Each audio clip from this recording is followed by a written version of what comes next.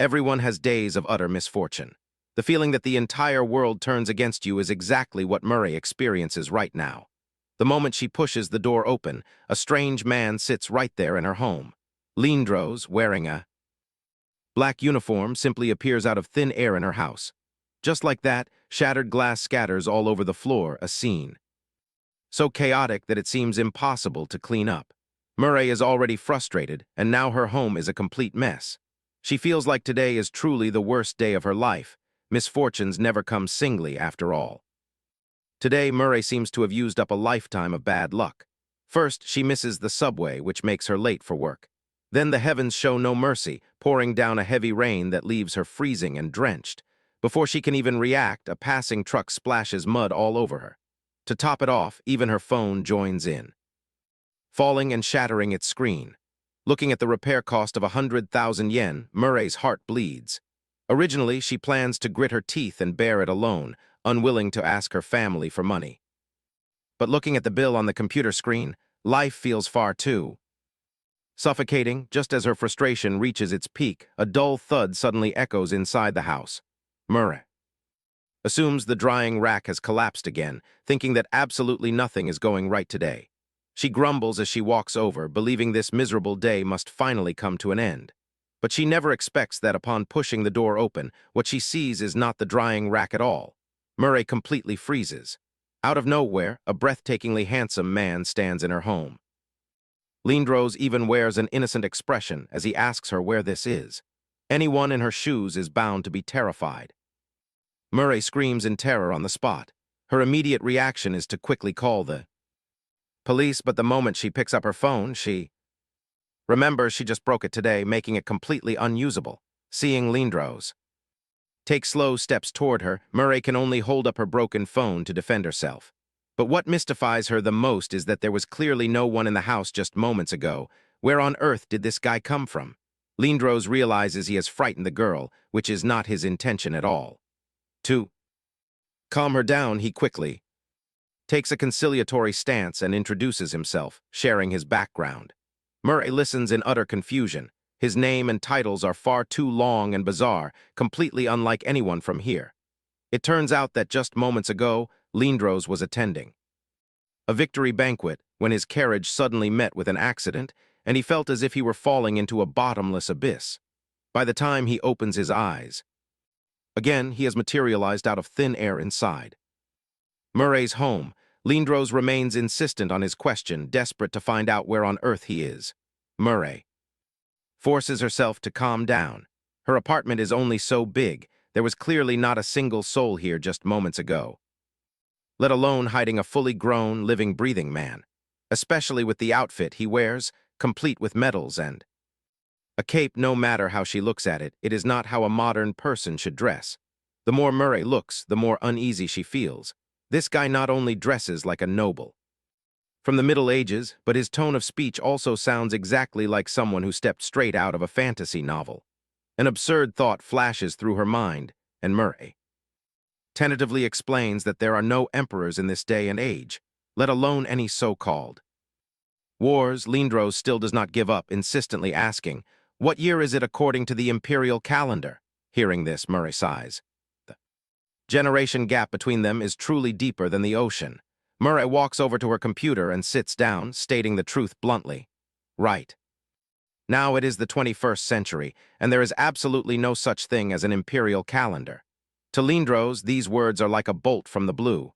He freezes completely, utterly unable to believe this is the truth. Seeing him like this, Murray tells him to find a place to sit first. After all, everyone needs time to digest such an absurd situation. Lindros looks around, taking in the unfamiliar furnishings that he has never seen before. Finally, he realizes that he might have truly fallen into another world. As Murray types on her keyboard, she helplessly admits that even she still feels like she is dreaming. Seeing her so calm, Lindros assumes that this kind of transmigration is just a common everyday occurrence in her world. Murray quickly explains that she simply feels staring blankly is useless. It is better to quickly find a way to solve the problem. Since they are to cooperate, things must be transparent. Lindros also lays his cards on the table. He is the second son of the Duke of Arena and also the rightful heir. Hearing this string of titles, Murray's immediate thought is, could he be one of those grand Duke characters from a novel? This time, it is Lindros's turn to be bewildered. Knowing that further talk is useless, Murray directly searches online. As expected, there is absolutely no trace of this Duke on the internet. Still not giving up hope, Murray asks Lindros if there are any other clues, such as names of people or places. Lindros leans in close, staring intently at the glowing screen and asks, "What kind of treasure is this?" Murray casually explains, "This is called a laptop. It is very convenient for doing anything, but now is not the time for a history lesson." Murray quickly pushes him away and tells him to get straight to the point. Lindros thinks for a moment and says, "I come from the Years-Manhwa Empire. It is a coastal nation with incredibly fertile lands." Murray immediately types Years-Manhwa into the search bar, but the screen remains completely blank. Without a single record. This time the proof is undeniable. Murray helplessly spreads her hands. If he were a historical figure, there would definitely be records of him. But now, since there is no trace of him, it proves Lindros has truly fallen from another world. Lindros is stunned upon hearing this. To him, this reality is clearly harder to accept than facing a battle. Murray stares at Lindros. His eyes are truly so beautiful that she cannot tear her gaze away. She quickly shakes her head. Now is not the time to swoon over a handsome face. Lindros leans in close and asks why she keeps staring at him, then politely reflects and remarks that he has only been introducing himself and has yet to ask for her name. Murray is deeply struck by the noble aura radiating from his very bones. She awkwardly speaks up. "My name is Murray, which means beautiful mountains," she casually adds. "Where I come from, people with the surname Takahashi are everywhere." Hearing this, Lindros is completely dumbfounded. His eyes widen as he asks, "Could it be that in your world, nobles are everywhere?" Murray waves her hand and says, "This is just a common surname. There are at least several thousand people with this name." "Several thousand people?" Lindros is completely collapses. Murray smiles as she explains, "Perhaps there were nobles in the past, but now how can such a concept still exist? In our world, everyone is equal and there is absolutely no class system at all." Lindros listens, utterly dazed. For a Duke's heir like him, this is truly a massive culture shock. After tossing and turning for so long, Murray really cannot take it anymore. She has to wake up early for class tomorrow. As her tense nerves finally relax, drowsiness washes over her. She stands up and says, "I have classes tomorrow, so now I absolutely must go to sleep." Lindros catches another unfamiliar word. Going to school, does that mean studying at an academy? Murray is overcome with sleepiness, casually brushing him off with a few words about talking tomorrow. But just as she is about to crawl under the covers, Lindros suddenly asks the most crucial question. "If you must go to sleep, then where do I sleep?" Lindros points at the bed. There seems to be only one bed in this room. This close proximity makes Murray freeze completely. Stiff, in the blink of an eye, the next day arrives. Murray sits in the classroom, her entire body on the verge of exhaustion. After tossing and turning like that last night, she does not catch a single wink of sleep. Although she ultimately and ruthlessly leaves Lindros to sleep on the floor, feeling more or less guilty in her heart. Seeing him sleep so soundly only makes Murray even more annoyed. It turns out that while he can just lie down and fall asleep, she herself stays awake until dawn. How is she supposed to study like this? Finally, school is over. Murray's mind is filled only with the giant trouble waiting at home. Although she has taught him the most basic survival skills before stepping out, there is just too much to teach. She does not even know if he can get some food for himself. Murray is still pondering whether she should also buy him a few changes of clothes or not by the time she carries her heavy bags home and pushes open the door, calling out, "I'm back." The house is completely silent without a single sound. Murray's heart skips a beat, whereas Lindros, looking at the empty room, her first reaction is, could this guy have transmigrated back to his own world? Just as her mind is running wild, a voice suddenly echoes from behind her. "You are back quite late." This time, Murray is completely stunned. Lindros not only has not left, but he is also treating this place as his own home. Looking at his current state, He probably just finished showering. He smiles and greets her. "Murray, I have been waiting for you." In the middle of the night, Murray is watching TV with Lindros. Looking at his captivated expression, he truly looks just like an innocent child who has not yet experienced the world, but these clothes are indeed a bit too tight. Just looking at Lindros wearing them makes one feel uncomfortable on his behalf. Lindros suddenly sighs with emotion, saying that this world is truly so fascinating. Murray quickly explains that this is called a movie, meaning they bring the plays right onto the screen. As a result, Lindros grows even more intrigued. In his eyes, this place is truly like a world of magic found only in books, everywhere. He looks, there are new wonders he has never seen before. After chatting for a while, Murray grows curious and casually asks, "Just how old are you anyway? You do not look much older than me." Lindros is quite honest in return, sharing that he just celebrated his 19th birthday, born in March when 100 flowers bloom in vibrant colors. Murray does a quick calculation in her head, so this year, is he not turning exactly 20? Lindros feels rather proud, believing he is finally about to become a true adult. However, when he looks up and finds Murray smiling at him, her gaze makes him feel a sudden prickle of warmth and nervousness. He cannot help but ask, "What is that smile supposed to mean?" Murray beams with pride, finally laying her cards on the table. "I am older than you by a whole 4 years. Lindros freezes like stone, unable to believe that the delicate woman before him is actually older than he is. He quickly adjusts his posture, leaning in close as he whispers, "In that case, I must respectfully call you young miss." From now on, Murray is utterly helpless, seeing someone with such a handsome face suddenly act so formal. Is truly playing foul, just as the sweet atmosphere is turning soft. Lindros suddenly changes the subject, mentioning a question he keeps hidden in his heart, fearing it might be impolite to ask. Gazing intently at the framed photograph nearby, his tone turns serious. Lindros asks, "Why do you live all by yourself here?" Murray freezes for a moment, then asks Lindros in return, "Is it so strange for a girl to live alone in your world?" Lindros explains, "It is common enough in the cities, but back in my homeland, a 24-year-old who is still unmarried and without children is truly a rare sight." Murray grows curious and probes further. "So, does that mean you already?" Lindros frantically waves his hands, clarifying that he is not married, though he indeed once had an engagement which is now annulled. Murray presses for the reason, and Lindros answers in a calm voice, "Because we could never truly grow close. In my eyes, if I must marry in the future, it has to be with someone whom I truly love and who loves me back." Murray cannot help but tease him, noting that he is surprisingly romantic, perhaps because he is only 20. Lindros, however, wears a serious expression, insisting that age has nothing to do with it, and besides, there are only 4 years between them anyway.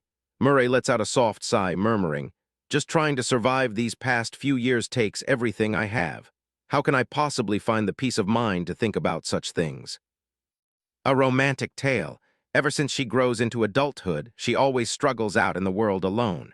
The reason she lives on her own is simply because her school is too far from home. Just at this moment, the phone on the table suddenly vibrates. Murray finds it strange in the dead of the night. Who could possibly be calling? She casually picks up the phone and glances at the screen, her entire body instantly freezing. Murray no longer cares about anything else, running straight to the window to look down.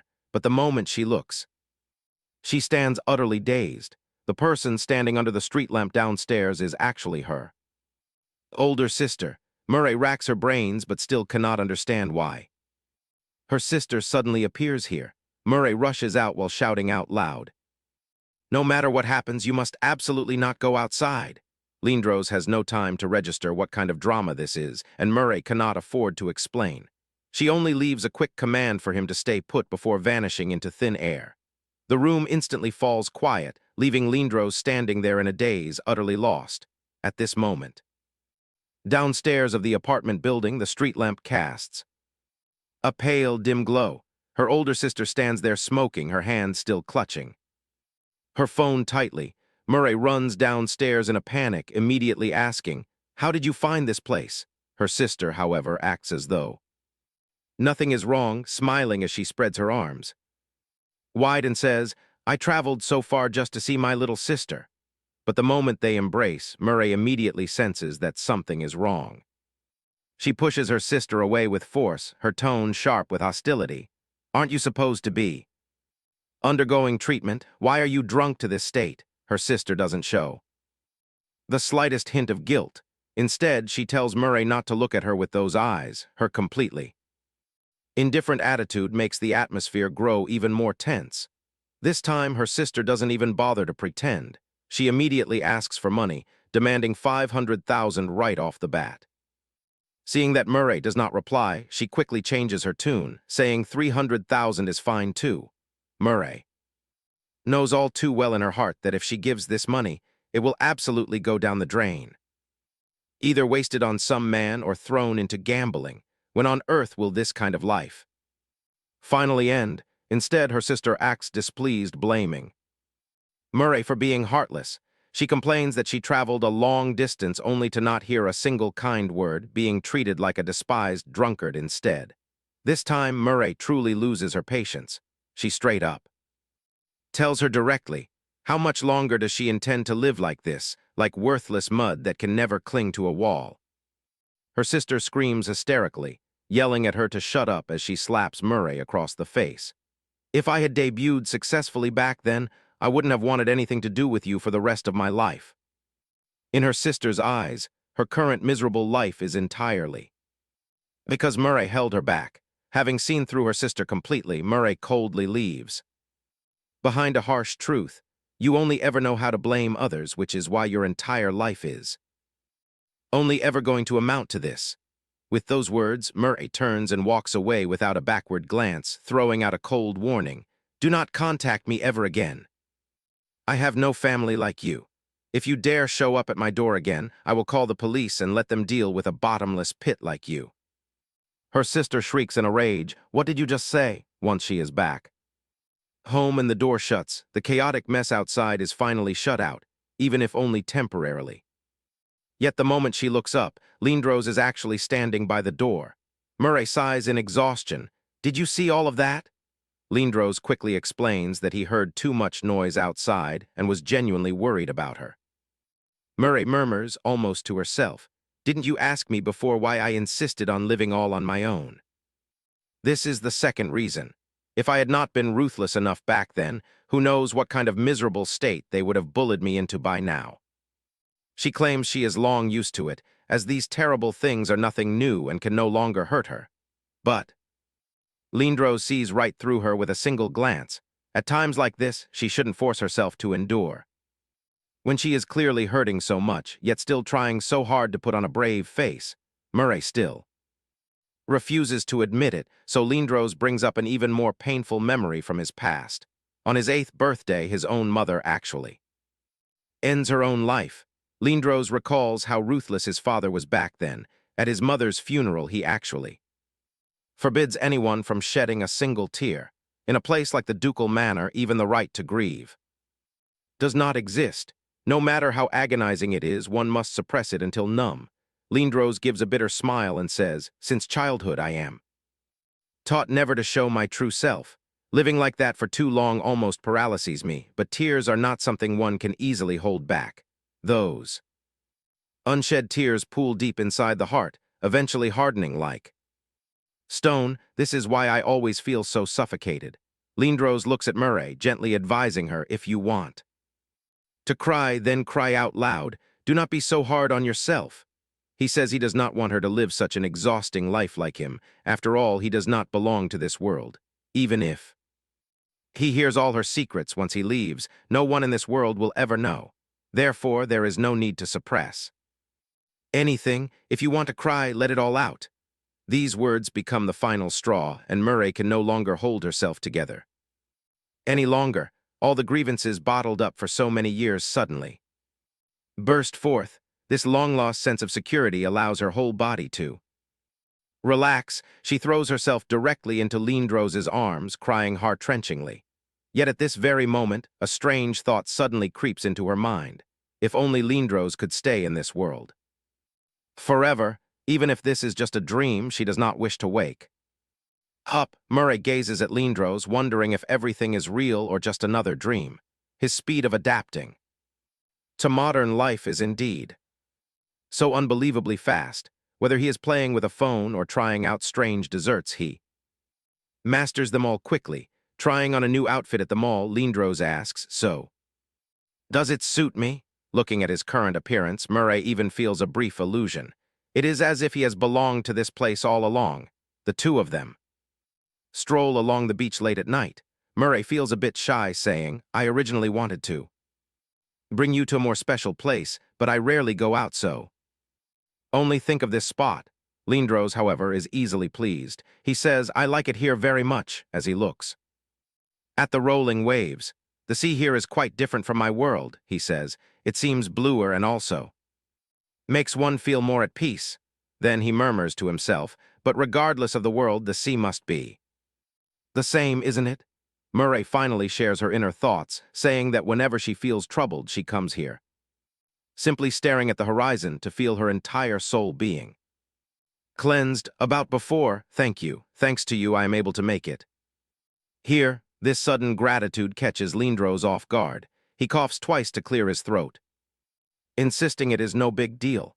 Suddenly, Lindros reveals a shocking secret, saying he actually has a twin brother. At this revelation, Murray is completely stunned.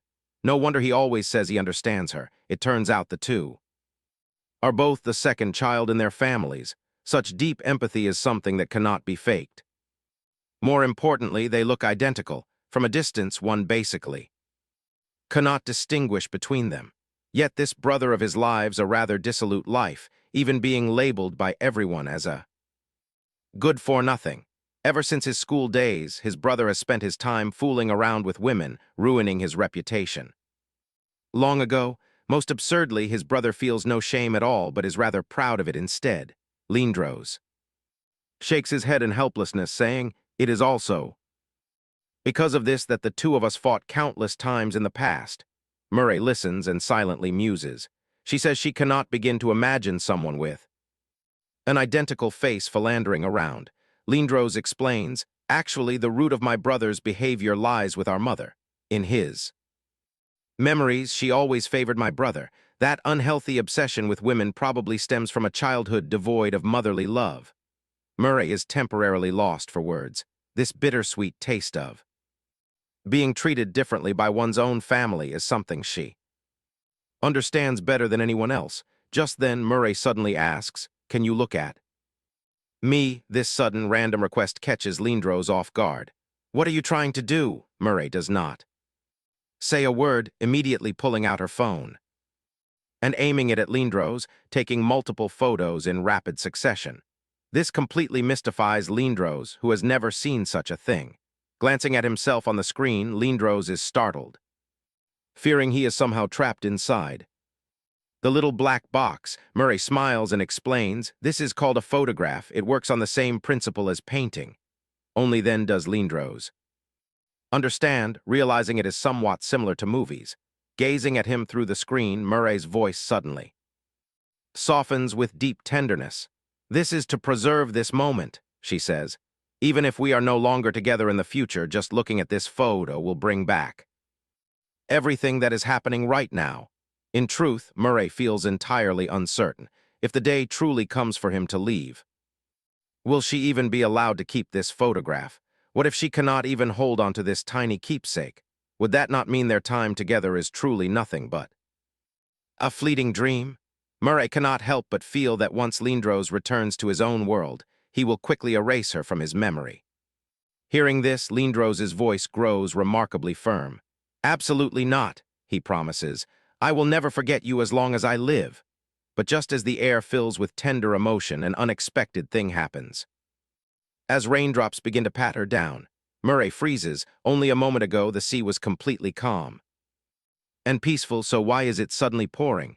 To make matters worse, the weather forecast clearly promised a sunny day. As the downpour intensifies, Murray quickly calls out to Lindros, "We must find shelter quickly." But with just one turn of her head, the man who was standing right beside her vanishes without a trace. Nothing remains on the surface of the sea except for the falling rain.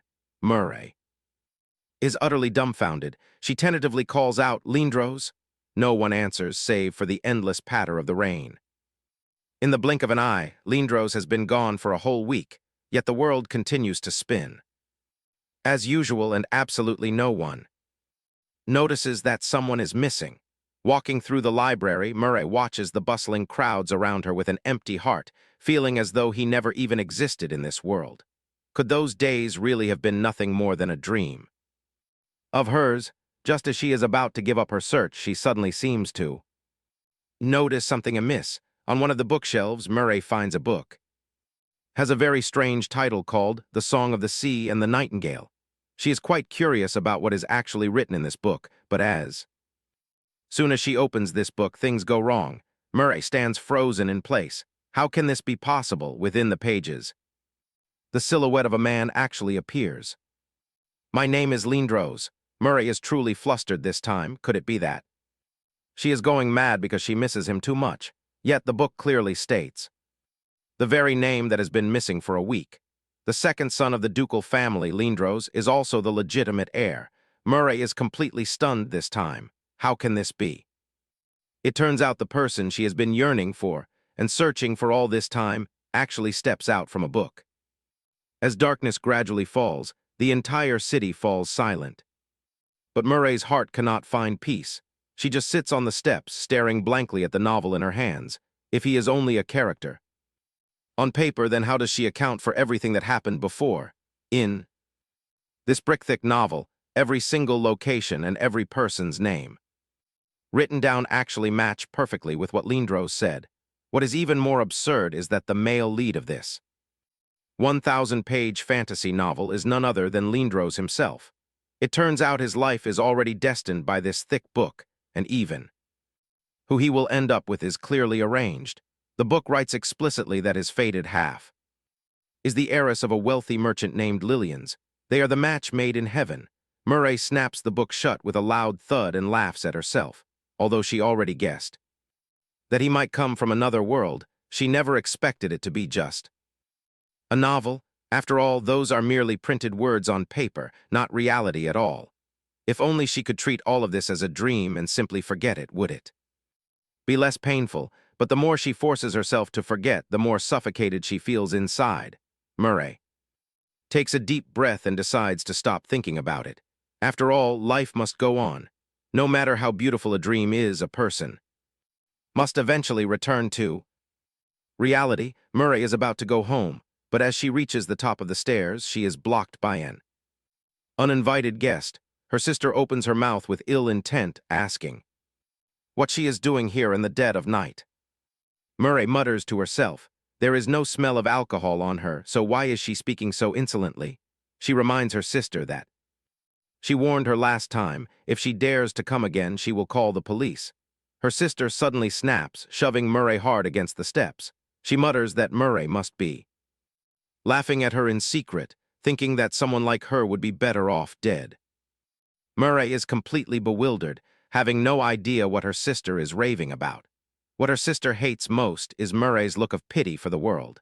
It is as if Murray is the only pure soul on earth who can see through everyone's heart. This feeling of being seen through makes her completely lose her mind. Screaming, she pushes Murray backward with all her might. Murray loses her footing and tumbles straight down. Her ears are filled with her sister's shrieking, saying she understands nothing at all. Immediately after, the world spins, and her consciousness plunges into complete darkness. Murray thinks she is surely doomed this time, but who could have guessed that when she opens her eyes again, the world before her is completely transformed? Murray stares at the magnificent room, totally dazed. No matter how she looks at it, this place does not look modern. She tries to step out of bed, still muttering to herself. Could she have been severely injured in the fall and brought to some luxury hospital? But her next discovery leaves her utterly stunned. The decor here is far too extravagant, looking exactly like a palace. When she raises her head, the person in the mirror makes her freeze completely. This is not Murray's face at all. She has wavy, long brown hair with light freckles on her face, as beautiful as a doll. She hastily reaches up to touch her face. The sensation is real. Who would have thought that a single fall could change her entire physical vessel? Murray pushes the door open in terror and runs out, sprinting down the endless corridor, desperately trying to find an exit. What on earth is happening? Murray's mind is a tangled mess right now. Not caring at all about the stares of the people around her, wanting only to quickly escape this cursed place. Why has her face turned into this? Because she is running too fast, she rounds a corner and slams straight into a solid chest. The collision is not light, sending her tumbling onto the floor. Rubbing her forehead, Murray instinctively apologizes, but when she looks up and clearly sees the face of the other person, her entire body freezes. Who is this person? Murray is completely bewildered. What on earth is going on? Before she can process it, a splitting headache hits her. This time, everything clicks. Memories of this body suddenly flood her mind. Hazer, 22 years old, an only child. For the past 3 years, she has lived a simple life, sorting mail every day. That is until she receives a recommendation letter and decides to change jobs, specifically to work as a maid at the ducal manor. She sinks to the floor, unable to believe that she has actually transmigrated into a novel. What is even more absurd is that she has never even heard of the name Hazer in the original novel. Could she just be an extra in the crowd? But one thing is certain, the man she just met is absolutely Lindros. Although his appearance is identical, the feeling is completely off. Was he always this cold? Hazer remembers very clearly that just a few days ago he did not look this mature. Back then he had just celebrated his 19th birthday. Hazer suddenly realizes that Lindros in the original novel is clearly 30 years old. What does this prove? It proves that 10 whole years have passed since they parted. If so, then everything makes perfect sense. To Hazer, only a week has gone by. But to Lindros, it has been 10 long years. No wonder his entire demeanor has changed, yet life must go on. Hazer changes into her maid uniform and begins her busy day in the ducal manor. This single day is utterly exhausting. She only wants to return to her room and sleep. Upon arrival, she is already severely scolded. A worker's life is truly not easy. The head housekeeper directly threatens, "If you do not finish your work today, pack your bags and get out immediately." Walking along the corridor of the ducal manor, she is struck by how ridiculously massive it is. Is this where Lindros lives? Although she prepared herself while reading the novel, seeing it with her own eyes still shocks her. Spring here is freezing to the bone. Even though it is the end of March, as soon as the sun sets, the temperature drops faster than flipping pages. Walking past a window, the reflection in the glass startles her. When will she finally get used to this unfamiliar face?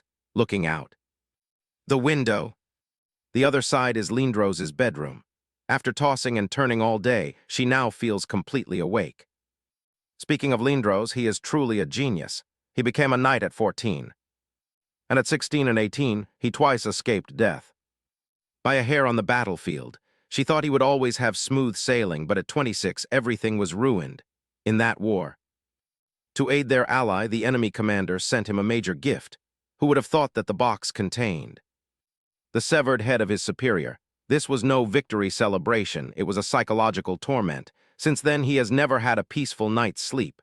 Hazer stands outside the door, her heart heavy. If only she could go inside and keep him company. But in her current state, she does not even have the right to draw near. Just as she is feeling despondent, a sound echoes from the end of the corridor. Who would have thought that rounding the corner would reveal such a shocking scene? A man is holding a woman, kissing her passionately. Hazer is completely dazed, looking at his back and golden hair. Could it be Lindros? Detecting the noise, the man asks coldly, "Who is there?" Hazer's heart leaps into her throat. Lindros should be in his room right now. Who is this man in front of her? When the man approaches, Hazer finally sees clearly that this is not Lindros, but his twin brother, Cyrus. This man is notorious for his playboy lifestyle in high society. Cyrus glares at Hazer, his voice heavy with pressure. "I ask you, who on earth are you?" Hazer bows her head in fear and apologizes, but Cyrus does not care at all. The woman in his arms speaks up in an incredibly coquettish tone. "Since the two of you look so alike, does it even matter if we are caught?" Cyrus, flirting 1 second, turns his head The next, his gaze freezing cold, he issues a direct order for Hazer to get lost, even throwing in a barb, asking if she has some perverted hobby that makes her like hiding in dark corners to peek. Hazer has never faced such a situation. Before, terrified, she turns and flees while muttering to herself how incredibly similar the two brothers are. From a distance, they look like they are cast from the exact same mold. That moment just now felt too much like Lindros being with someone else. This illusion leaves her heart in tangles. Before she can regain her composure, a new trouble knocks on her door. The maid, originally in charge of caring for Lindros, suddenly has an urgent family matter and returns to her hometown. That is just perfect. Until the new replacement arrives, Hazer has no choice but to bite the bullet and take over. Why? Must she be the one to inherit this grueling chore? Looking at Lindros before her, Hazer cannot help but steal glances at him, feeling that he seems taller than before, his shoulders sturdier than when he was 20. They truly seem like two different people.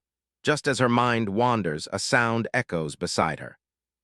Cyrus walks out shirtless, rubbing his temples and complaining of a headache, while casually asking Lindros where the painting from the day before yesterday is stored. Lindros remains stone-faced, his voice laced with dominance.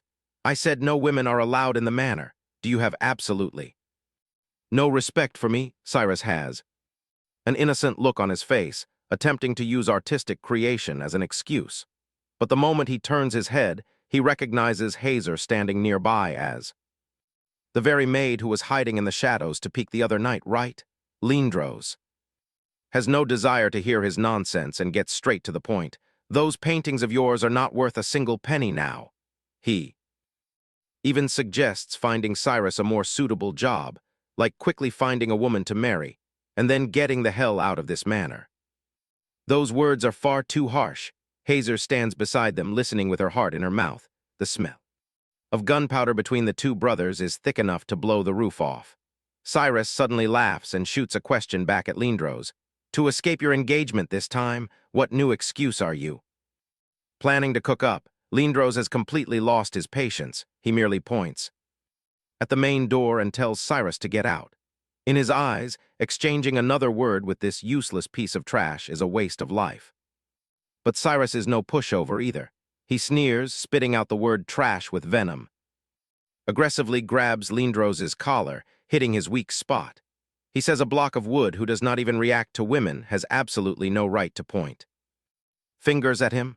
The amount of information in these words is truly overwhelming. Hazer, standing by his side, listens in a daze. Before she can even react, Cyrus slams the door and leaves. In the room, only the two of them remain. Hazer is just about to speak to break the awkward silence when Lindros' cold voice echoes. He also tells Hazer to get out. She is doomed this time. Lindros is clearly furious. Anyone who crosses him now faces his wrath, and there is absolutely no good ending. Hazer hastily agrees, but deep down she feels incredibly aggrieved. This man is clearly taking his anger out on her. It is clearly a fight between the two brothers, yet the unfortunate one who ends up bearing the brunt of it is her. She can only retreat to the study alone, muttering to herself while she works. Even though she knows their brotherly relationship is terrible, his attitude just now is far too hurtful. Actually, this is a long story. When the late Duke passes away, Lindros is far away on the battlefield, leaving all household matters resting on Cyrus's shoulders. But Cyrus is hopeless. He spends his days in indulgence and play instead of attending to proper business, nearly squandering the entire estate, even pushing the territory to the brink of bankruptcy. Still, Hazer always feels something is not quite right. In the original novel, the relationship between these two is not this terrible. Could it be due to the author's perspective? Many details in the book are simply not explained clearly. Just as she is burying herself in organizing the shelves, she suddenly notices a stranger standing in the corner. This white robe looks very unfamiliar. This character does not even exist in the original novel. Just as she wants to go over and take a closer look, a spark suddenly bursts in the air. The noise startles her. Could this bookshelf possibly have an electrical leak? Before she can regain her composure, the white-haired person actually speaks. Judging by his tone, he seems to deeply loathe this world. The white-haired man smiles and asks her, Could this place truly be the world inside a book? The most shocking part is that he directly calls out her real name, Murray. Hazer looks at the stranger in front of her, desperate to confirm his identity. Once she clearly sees that signature silver hair, Hazer immediately realizes, isn't this Gideon? Gideon, on the other hand, remains quite calm. Since his name is out, he decides to lay his cards on the table. He is not only the advisor to the Duke's family, but also a prophet who can predict the future. This time, Hazer completely connects the dots. This unique setting only exists in the original novel. A very long time ago, this land fights wars for decades and chaos reigns everywhere. To escape the flames of war, 12 people board a small boat, committing their lives to the sea, planning to find a new way to survive. But what is the result? The heavens do not give them a chance at all. A violent storm strikes, and these 12 people, along with their boat, completely vanish from the surface of the sea. Who can guess that 200 years later, this group of people actually returns, not only without aging a single day in appearance, but also bringing with them all kinds of strange, mystical abilities. How do ordinary people ever see such a sight? They simply revere them as deities, collectively calling them prophets. And Gideon is one of them. His ability is the most terrifying. With just a physical touch, he can see through your every thought. Hazer still finds it hard to believe. Is it truly like the rumors say, that a mere touch of his fingertips is enough to read minds? Gideon smiles and nods. Let alone a fingertip, even a single strand of hair in his hands cannot hide any secrets, but this trick has a weakness. As long as there is a layer of clothing in between, he cannot discern anything. Hazer only wants to finish her work quickly. After all, in just 1 week, she can return to her original world. After all, Lindros originally disappears so suddenly. Lindros has become too unfamiliar completely. Unlike the person in her memories, to Hazer it only feels like a week has passed, but in this world, 10 whole years have gone by. 10 years is indeed long enough to make someone completely forget their past bond. During this time, surely many things must have happened. Now that she understands the whole story, Hazer does not want to wait a single moment longer. She runs straight to that room, intending to tell him the entire truth. But when she actually stands at the doorway, watching the man writing a letter inside, Hazer hesitates again. The Lindros before her eyes has long ceased to be the youth she once knew. If this truth is spoken aloud, the consequences are more than anyone can bear. Hazer ultimately takes a step back. She truly cannot bring herself to tell him the truth of these past 10 years. Having missed 10 years, the present Lindros is no different from a stranger to her, and even one more word feels redundant. What is more, the true female lead, Lillian's, is about to arrive here, so this place will very soon have no room left for her. Hazer tidies up the bookshelf while discussing with Gideon behind her. Since her mission is nearing its end, she should prepare to return to her original world. Gideon does not object upon hearing this, only watching her in silence as Hazer gives a self-deprecating laugh. An outsider indeed should not carelessly alter the fate of this place. Gideon, hearing Hazer's decision, actually praises her for doing the right thing. Since she is destined to leave this world, there is indeed no need to leave any unnecessary influence behind. However, before formally parting ways, Gideon takes the initiative to ask Hazer if she is willing to chat with him more. After all, to him, these back-and-forth conversations are quite interesting.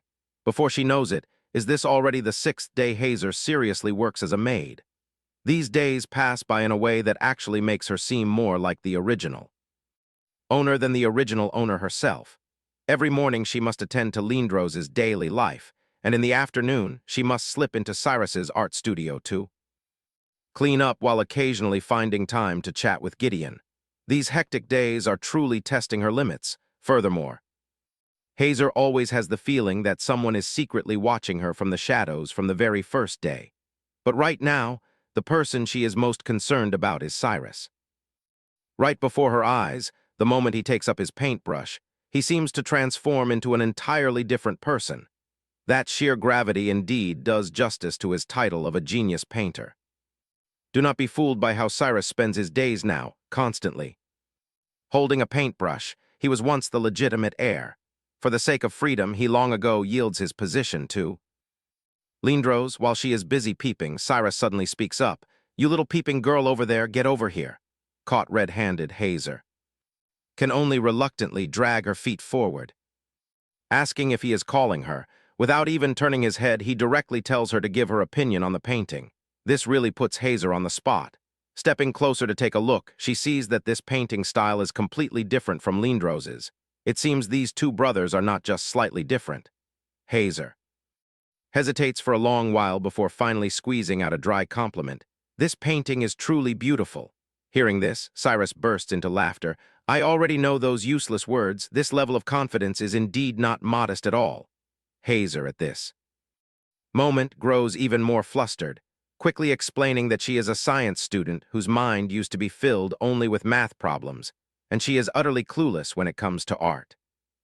But he completely ignores this excuse, roughly grabbing her hand and pulling her right to his side. He has no desire to hear any professional evaluation. He only wants to know what Hazer's very first reaction is when she sees this painting. Under Cyrus's intense gaze, Hazer's heart beats like a drum. If she says the wrong thing now, there will likely be no good end for her. Steeling herself, Hazer finally opens her mouth. She says, "This painting is indeed beautiful, but if I have to spend money to buy it, that is absolutely impossible." As soon as these words come out, Cyrus naturally demands to know why, and Hazer does not mince her words either. She says that although this painting is beautiful, it always feels lacking a bit of allure, just like whether there is a black cat in a midnight alley or not. The feeling will be completely different. To break the awkwardness, Hazer points at the painting and suggests that Cyrus add a red flower. Right there, heavens, how can an academic painter like Cyrus tolerate such criticism? He immediately retorts that this species of tree does not blossom at all, but Hazer instantly douses him with a bucket of cold water with just a single sentence. She tells him that painting sometimes requires a touch of imagination. Who would have thought that those words would leave the genius painter stunned? Cyrus actually picks up his brush. Vivid splashes of red spread across the canvas. He completely casts aside rigid rules and follows Hazer's suggestion. He adds vibrant flecks of color to the treetops, with just a few brushstrokes. The vibe of the entire painting completely transforms in an instant. The scene, which is originally quiet and gloomy, suddenly brightens and overflows with life. Cyrus stares at the artwork before him, utterly dazed. Perhaps even he does not expect that the effect of breaking the mold would be so astonishing. Immediately after, he suddenly shifts the topic, asking for Hazer's name. Caught off guard, Hazer freezes for a moment before honestly stating her name, wondering to herself why on earth this grand artist is conducting a background check. Who would expect Cyrus to slap his thigh with a loud clap, declaring that he happens to be short of an assistant, thereby dumping this job on her? This time, it is Hazer's turn to be utterly speechless. Clearly, she only comes here to clean up, so how does she suddenly and absurdly end up as an artist's assistant? Hazer hastily waves her hands in refusal, using the excuse that her current workload is already piled high. She has to clean the study and serve the Duke, so where can she find the spare time for other tasks? But Cyrus does not care at all, simply saying, "If you are too busy, delegate some work to others. In short, this assistant position is definitely yours." Hazer still does not give up, finding another excuse by saying she knows nothing about art, but Cyrus does not even bother to turn his head, directly blocking all her avenues of retreat. He is not negotiating at all, he is giving an order. Seeing that Hazer is still hesitating, Cyrus states it flatly to her face. In this place, she simply has no right to refuse. To settle this matter once and for all, Cyrus intends to go straight to Lindros to clear things up, so that others will not misunderstand that he has any inappropriate intentions toward the maid under his command. Leaving those words behind, Cyrus turns and walks away, leaving Hazer standing there in a daze. All by herself, Lindros keeps his head buried in his writing, not looking up for a long time, while Hazer just stands frozen in place, grumbling constantly in her heart about how he summoned her from so far away, yet does not even say a single word. What on earth does he want to do? This atmosphere truly makes one's skin crawl. Finally, Lindros speaks up, saying that Cyrus needs an assistant. Hazer quickly chimes in, confirming that she comes here precisely for this reason. But Lindros suddenly shifts direction, asking a completely unrelated question. Are you married? Hazer is completely bewildered this time, only able to answer honestly that she is not. The moment those words leave her mouth, the nib of Lindros's pen pauses. He continues. To press, did you and Cyrus get to know each other here? Hazer answers honestly yes, but in her heart she is screaming, wondering what on earth all these questions mean. To her surprise, Lindros coldly states, if you get pregnant with Cyrus's child, that child will never in their life be allowed to know who their biological mother is.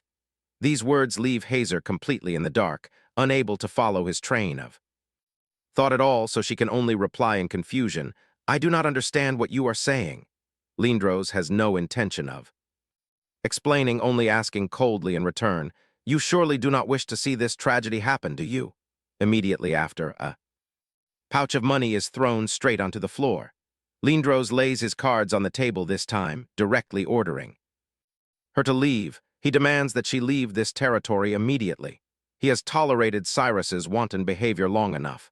As the head of the family, he absolutely does not permit such a thing to happen right under his nose, let alone when the other party is a maid, in his eyes. This matter is truly a joke. Hazer finally understands everything now. It turns out that in the eyes of these aristocrats, she is merely someone who wants to cling to a man, to climb the social ladder. She lets out a cold laugh and asks back, so you think I am that kind of lowly maid, using every trick to wedge myself into high society? Lindros, still thinking himself very generous, says, as long as Hazer speaks up, whichever country she wishes to go to, he can arrange it. This clearly reveals his intention to use his power to get rid of her. But Hazer's next words instantly strike him dumb. She says bluntly, with only your current power, you absolutely cannot send me to the place I want to go. The moment these words are spoken, Lindros freezes entirely, and before he can recover, Hazer delivers another blow. She says that she and that young master are completely innocent, and furthermore, her heart has long belonged to someone else. Now that things have reached this point, Hazer does not want to stay for even another second. She turns and walks away with absolute resolve. But as majestic as her departure was just moments ago, that is how much she regrets it now. She feels she was truly too impulsive back there. Why did she have to force herself to act so strong? In truth, she knows better than anyone else. Lindros does not remember who she is at all. This is, after all, only natural. Yet hearing those hurtful words with her own ears still pierces her heart like 1,000 needles, leaving an unbearable ache. She cannot help but secretly curse him as a fool in her mind, not knowing whether she curses that arrogant man or her own useless self. Right now, at this very moment, Lindros stands alone in the empty room, clearly still unable to calm his racing heart after their recent confrontation. Why does her face feel so incredibly familiar, as if he met her somewhere a long, long time ago? This feeling of familiarity mixed with strangeness tangles his heart into a messy knot. He rubs his temples and sighs, muttering that she is truly a troublesome woman. Meanwhile, Hazer is now at a complete dead end. She cannot fathom, no matter how much she ponders, why she is still trapped in this world. Seeing her pulling her hair out in frustration beside him, Gideon, on the contrary, remains as steady as Mount Tai. He still has the peace of mind to sit there and sip his tea with absolutely no intention of paying any attention to the girl on the verge of a breakdown. But life is like that. The more one fears something, the more surely it comes crashing down. Since that day, the way Lindros looks at her is different, making the atmosphere suffocatingly tense. While Hazer massages her aching temples and agonizes over the conditions to return home, Gideon suddenly asks in a cold tone, what makes you think you can definitely return to your original world? Hazer feels there is nothing wrong with her logic. If Lindros can successfully return, then she surely can too. However, Gideon's next words instantly freeze her in place. That year at the place where everyone found Lindros, the scene was incredibly tragic. It was the site of a massive landslide. The entire carriage was crushed to pieces, with debris scattered everywhere. But the most bizarre thing happened in that life-or-death situation. Lindros, surprisingly, did not have a single scratch on him. Gideon looks at Hazer and reminds her that although he returned through such an extreme method, the way she arrived in this world is completely different from his. In other words, applying his method of return to her simply will not work. He says that if she was pushed from a height, then in her old world, she has likely lost her life long ago. Right now, she absolutely cannot accept this, and immediately denies it vehemently. That is absolutely impossible. I am certain things are not at all what you think. Just then, a noise comes from outside the door. Gideon glances out the window and casually remarks that it seems Lady Lillian's has arrived. Hazer looks at the carriage downstairs, knowing deep down that she can no longer run away. Ultimately, she still has to face this woman. This is the legendary Lillian's, the true female lead of this world. The moment she appears, everything around her instantly turns into a mere backdrop, as if the entire universe is created just for her. Watching the radiant figure outside the window, Hazer's heart is turmoil. Compared to a protagonist who comes with such a brilliant aura, she herself is indeed as tiny as a speck of dust. Gideon leans in close, casually stroking Hazer's long hair as he murmurs flirtatiously that, in his eyes, she is the most special one. Hazer has no stomach for such sweet talk. She directly brushes his hand away and tells him to stop touching her so casually. Gideon does not get angry at all. Instead, he wears the expression of someone watching an amusing show. He stares out the window and whispers, "The real show is about to begin." The moment Lillian steps down from the carriage, a strong gust of wind blows by, directly sweeping her wide-brimmed hat away. This wind arrives at the perfect moment, sending the hat spinning through the air before falling right into the hands of a man standing not far away. This man is none other than Lindros. He catches the hat with ease and just stands there silently. Lillian's is completely stunned. The moment their eyes meet, the atmosphere instantly becomes different. Gideon watches the scene outside the window, then turns to ask Hazer, "Is this also a plot point in the novel?" Hazer nods. This is indeed the first meeting of the male lead and female lead described in vivid detail in the book. But right now, Hazer has no peace of mind left to enjoy the drama. Her heart is in utter disarray. If everything plays out exactly according to the script, then her situation is truly dire. With Lillian's arrival, the main storyline has officially commenced. What if I truly cannot go back? What if what Gideon says is true, and the me in the other world is already dead? The moment this thought crosses her mind, Hazer almost collapses entirely. Just as she is about to break down, Gideon suddenly shouts her name, "Hazer!" This shout pulls her straight back to reality. She is shocked to find her finger is actually bleeding. She didn't even realize how much she lost control of herself just now. As Gideon carefully bandages her wound, he advises her softly, "Don't think so negatively. Nothing is set in stone yet. There is no need to scare yourself." But Hazer still cannot put her mind at ease. As long as she does not know the situation in her old world, her heart will always remain suspended in midair. Gideon stares at her for a moment, then suddenly suggests that perhaps there is someone who can help her resolve her current trouble. Hazer, grasping at this like a saving straw, hastily asks who it is. But Gideon stops halfway and suddenly changes course. He says that to make this happen, it will cost money, and a massive amount of it at that. Hazer carries the tray of tea and pastries as she walks down the silent corridor. Before this, Gideon told her about an astrologer who can see through all things, who might be able to help her resolve her current predicament. But the problem is that this person is an ultra-wealthy tycoon, not someone you can just meet whenever you want. Gideon promises to write a letter to try, but advises her not to harbor too much hope. Hazer cannot help but sigh. Why does she still have to fret over money even after transmigrating into the world of a book? She casts aside her thoughts, knocks on the door, and enters with the tea. The person sitting in the room is none other than Lindros, who is busy reading a book, not even bothering to lift his head.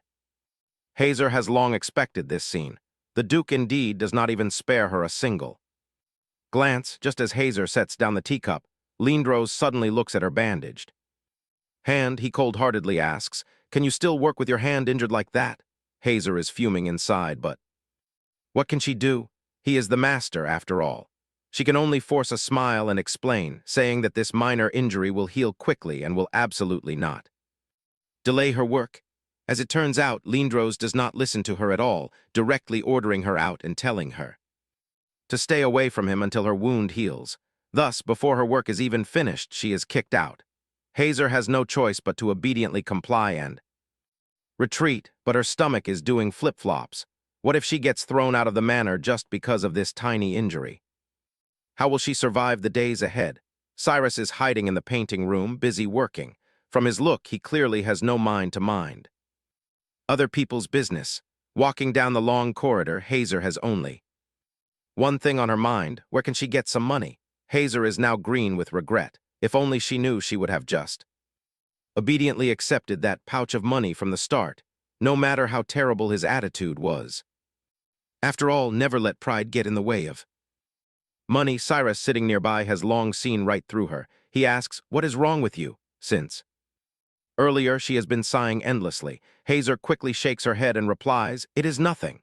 Cyrus is not so easily fooled. He leans in close, staring intently at Hazer, and says that her face clearly has "something is wrong" written all over it. Lying is not a good habit. Hazer instinctively steps back to evade him, still stubbornly insisting that there is really nothing. Just as Hazer is feeling down, Lillian suddenly comes into view. Cyrus, standing beside her, explains, "That is the young miss of the Bremier Merchant Guild. Lillian's is 24 years old and also the next successor of the Merchant Guild." Cyrus wants to play mysterious, asking Hazer if she wants to know more, but this kind of intelligence does not come for free. It requires something else in exchange. Hazer directly rolls her eyes and declares she will give him nothing, for she has long seen through the purpose of Lillian's visit this time. As it turns out, this merchant guild has always received funding from the ducal family. In return, they must submit 5% of their profits annually, and every 4 years the guild master must personally come to deliver the account books. Originally, this duty belonged to her father, but the old guild master's chronic illness flared up last winter, so Lillian's is now taking her father's place, personally making the long journey here. Cyrus looks at Lillian's through the window, clicking his tongue as he says, "That young lady looks like she is from a highly cultivated, noble family. The Duke will surely feel the same way." While busy cleaning, Hazer silently pieces the script together in her mind according to the plot of the original novel. Lindros will very quickly fall into the trap of love. But when Cyrus hears this, it is as if he just heard a ridiculous joke. He asks back, "Are you talking about him?" Cyrus waves his hand, asserting that Lindros has absolutely no interest in women, otherwise he would not have annulled his engagements 3 times in a row. Hazer really wants to jump up, point straight at Cyrus's face, and shout that it is only because he has not met Lillian's yet. The trope of a male lead with a tragic past who eventually finds his true love is an absolute cliché. This trope is as solid as a rock. Does he even understand? But she only dares to scream these words in her heart. On the outside, she still has to behave like a submissive little maid. Cyrus then drops another bombshell. He says Lindros is actually an oddball who refuses to marry even if it kills him. The reason stems from a dream 10 years ago. In that dream, he saw woman, and since then, he has been acting like a lost soul, suffering from lovesickness for several years. This matter has been heavily rumored among them, and only a newcomer like Hazer does not know about it. Hearing this, Hazer is completely dumbfounded. Why has the plot deviated so far from the original path? Cyrus is still rambling and complaining, saying that falling ill from lovesickness over a mere dream is something he is seeing for the first time. Others think Lindros has damaged his brain and completely gone mad. But upon hearing the 10 years ago timeline, Hazer's heart skips a beat and a fragment of memory flashes through her mind. Lindros once held her hand and said, "Sister, I will never forget you." Hazer quickly brushes this thought aside, telling herself that this is absolutely impossible. After all, counting everything, they only lived together for a mere 10 days back then. How could it be so exaggerated? Cyrus sees her standing dazed and asks, "What is wrong with you?" Hazer quickly changes the subject, saying, "I just feel the Duke is quite romantic." In response, Cyrus bursts into laughter, mocking, "Romantic? I think there is something wrong with his head." Hazer walks alone down the corridor, her mind still swirling with questions. Is what Cyrus just said actually reliable? Could the person Lindros's dream truly be herself? Hazer quickly dispels this wild thought. In truth, whether he remembers or not does not matter at all. After all, she does not even know when she can return to the real world. It is best not to self-insert into the script. However, as She turns the corner of the corridor. Hazer immediately bumps into Lillian's. Looking at her flustered state, she has obviously just caused trouble. On the floor is a pile of shattered porcelain. This time there is big trouble. The broken item is likely no ordinary vase. Lillian's is extremely panicked right now, her words disorganized and stuttering. She says that while they were stargazing earlier, their hands happened to accidentally touch. Seeing Lillian's shy, blushing appearance, Hazer's heart is screaming with excitement. This is just too innocent and adorable. No wonder the Duke falls so deep. Who could possibly resist this? Hazer hastily takes over the cleaning and advises Lillian's to go back to her room and rest first.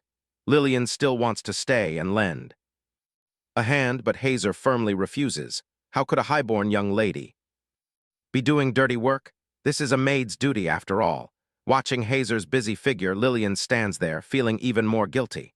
Once Lillian's leaves, all the trouble falls squarely on Hazer's shoulders alone. She is already exhausted enough, and only wants to clear this mess up quickly to return to her room for some peace and quiet, but the heavens clearly do not intend to let her off so easily. Like that, before she can finish clearing the shattered pieces, footsteps echo from behind. As Hazer lifts her head, her heart turns half cold. Who could have guessed that Lindros would show up at this exact moment? He does not even bother to spare her a glance, directly brushing past her. This freezing cold attitude makes one shudder even more than being scolded. Does squats on the ground, Hazer silently complains in her heart. Is this guy still holding a grudge? Was it not just a few retorts last time? Is it necessary to keep wearing that gloomy face even now? His temperament is truly difficult to bear. Yes, he is truly a walking iceberg. But at this very moment, Hazer suddenly realizes, why does this scene look so familiar? She snaps awake, realizing this is a classic, iconic scene from the original novel. Is it not? Originally, after Lillian's breaks the vase, she is about to apologize, but Lindros does not even turn his head, coldly walking straight past her. This first impression is terrible to the extreme, and from then on, the two begin their journey of mutual resentment. But who can foresee that these two bickering rivals will eventually fall in love, becoming a couple that everyone envies? But this plot is completely wrong. Hazer is now in an absolute panic. The person who was sitting there cleaning up the shards just now should have been Lillian's. Now that it is changed to herself, will the upcoming plot not be completely ruined? This is a total disaster. Hazer still cannot recover from the recent shock, and the sharp pain in her hand suddenly becomes minor. That dripping drop of blood feels like a seal of death stamped upon the scrambled script. It is all her fault. Seizing the beautiful weather, Hazer finally gets a moment of rest. To herself, she takes a stroll around the garden. Cyrus is incredibly skilled at making excuses, claiming that staying cooped up in the art room on such a sunny day is a crime. Hazer knows exactly what he is plotting. He simply wants to shirk his duties to go drinking. Still, tagging along for a free afternoon of rest does not feel like a loss. But before she can rejoice for long, a sound comes from behind her. It is a sound she recognizes instantly. Lillian stands there holding a massive bouquet of flowers with a shy, graceful air. The appearance of Lillian's is truly dazzling. As soon as she steps forward, she hastily expresses her gratitude for last night, deliberately showing off the newly purchased vase in her hands and asking Hazer if it looks like the vase from yesterday. The moment Hazer offers a compliment on its beauty, the vase is shoved straight into her hands. Lillian's is still scheming meticulously, believing that as long as she places the vase back where it belongs, the Duke will never notice. But Hazer knows all too well that the story has completely drifted off course. According to the original script, this vase should be personally gifted to Lindros. Now that it is in her hands, if she does not find a way to steer the plot back on track, her future is doomed. Hazer hastily pushes the vase back and advises, "Young miss, it is best if you present this gift with your own hands." To deter Lillian's, she resorts to a lie that the Duke already knows about the broken vase. Hazer smiles warmly, suggesting that if she turns it into a gift, the Lord Duke will surely be delighted. Lillian's hesitates. After all, who can resist such a magnificent bouquet of flowers? Lillian shyly asks if that is truly all right. Hazer strikes while the iron is hot, declaring that no one can ever dislike fresh flowers. Hearing this, Lillian's grows excited, even planning to tie a beautiful ribbon around it. Although Hazer secretly doubts the fastidious Duke will appreciate this gesture, she still praises the wonderful idea. After talking for quite some time, Lillian suddenly remembers she has not asked her name. Hazer introduces herself, and they officially get acquainted. Lillian pulls out an exquisite little box. Before Hazer can react, the box is thrust into her hands. Lillian smiles, telling her to open it quickly, explaining that this is to thank her for saving her life yesterday. Who would have guessed that inside lies a beautiful seashell necklace? This token of gratitude is by no means cheap. Hazer quickly declines, stating she only did her duty, but Lillian's is a force of nature once her mind is made up. Waving her hand, she insists that if Hazer refuses, she will feel endlessly guilty. Before Hazer can say another word, she quickly runs off to find the Duke. Watching Lillian's retreating back, Hazer's heart sinks with anxiety. She originally wants to avoid this noble young lady, but fate has other plans. What is she to do now? The gift in her hands feels heavy, but Hazer is not thinking about its value at all. Her greatest worry is the fate of Lindros. If the story continues to drift off course like this, the male lead will be in grave danger. No matter the cost, she must help him find his happiness according to the original plan. After all, he is the absolute protagonist of this story. To ensure his safety, Hazer decides to take a gamble.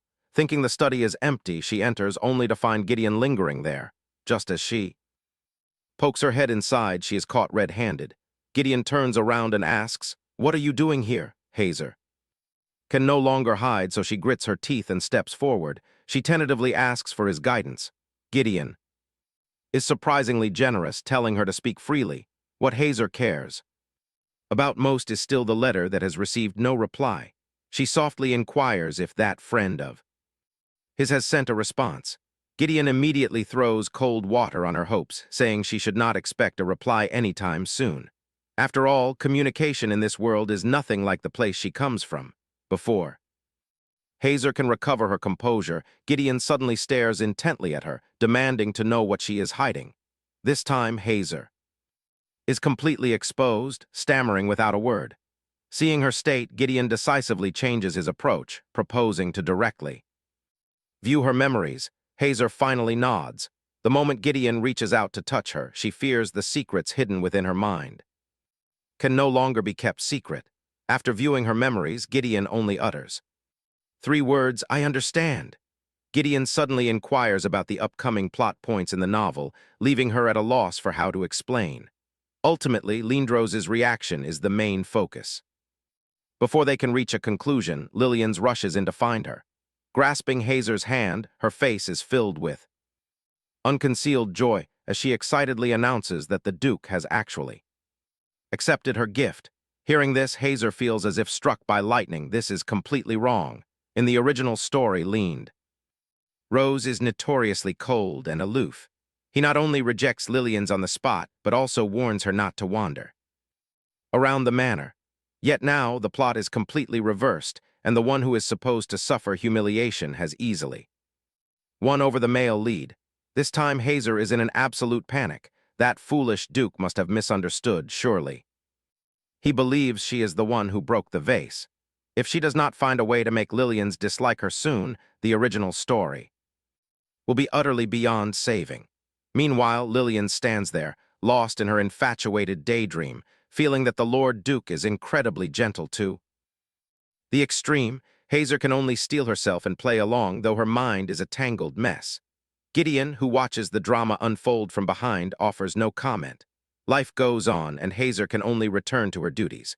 Before leaving, Gideon throws out a remark, saying he will inform her when his friend replies. However, he suggests that Hazer should disappear before the letter arrives to prevent the original plot from becoming an even greater mess. Hazer does not object, feeling that this is indeed for the best of everyone. After all, her presence will only drive things toward absurdity. Before she can dwell on it, a harsh roar erupts from the room, declaring that he will absolutely never agree.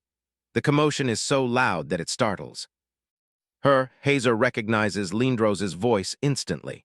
She quickly peers through the crack in the door, wanting to see what is happening inside. She happens to overhear that the emperor has issued a strict decree, forcing him to get engaged this year. The envoy states bluntly that if Lindros does not comply, His Majesty will personally arrange a marriage alliance with the second princess of the neighboring country. Hazer stands outside, taking in the entire scene. It seems the royal family is truly pushing him to the edge. How can Lindros endure this? He immediately prepares to enter the palace to meet the emperor, but the envoy does not leave him any dignity, stating that the emperor has decreed that unless he has chosen a spouse, he is forbidden from seeing him. The envoy even brings up the matter of an heir to pressure him, claiming this is a duty that the title of duke cannot evade. This truly steps on a landmine. Lindros completely explodes. His ears are weary of hearing about this so-called family obligation. Hazer stands outside the door in extreme anxiety. If this argument continues, they might blow the roof off the manor. She is about to rush inside to intervene when a voice suddenly commands him to quickly forget the woman in his dreams. It turns out Lindros refuses to marry because his heart is long claimed by someone else, and the reason sounds utterly absurd. He actually declares that he will marry no one but the woman from his dreams, and most importantly, this dream persists. For 10 long years, Hazer freezes in her tracks. Why does this story sound so incredibly familiar? Lindros is thoroughly enraged. If you all believe I am mad, plagued by nightmares, then just perform an exorcism on me. It is not as if I have never experienced it before. With those words, he flings his shirt open, exposing the cross-shaped scar on his chest. Remembering the torment of being bound hand and foot and cut open, this is a nightmare he can never forget. Hazer now understands everything. It turns out behind those terrifying scars lies a past so tragic. The envoy, however, maintains a calm expression and says, "The monastery is already contacted. If you still cannot interact with women normally, perhaps you should return there to recuperate." For a time, when the letter is handed over, Lindros' expression changes completely. He lets out a cold laugh and directly tears the letter into pieces. This is truly too absurd in the eyes of these people. He is merely a madman tormented by his own desires, but they do not understand at all. Lindros speaks coldly.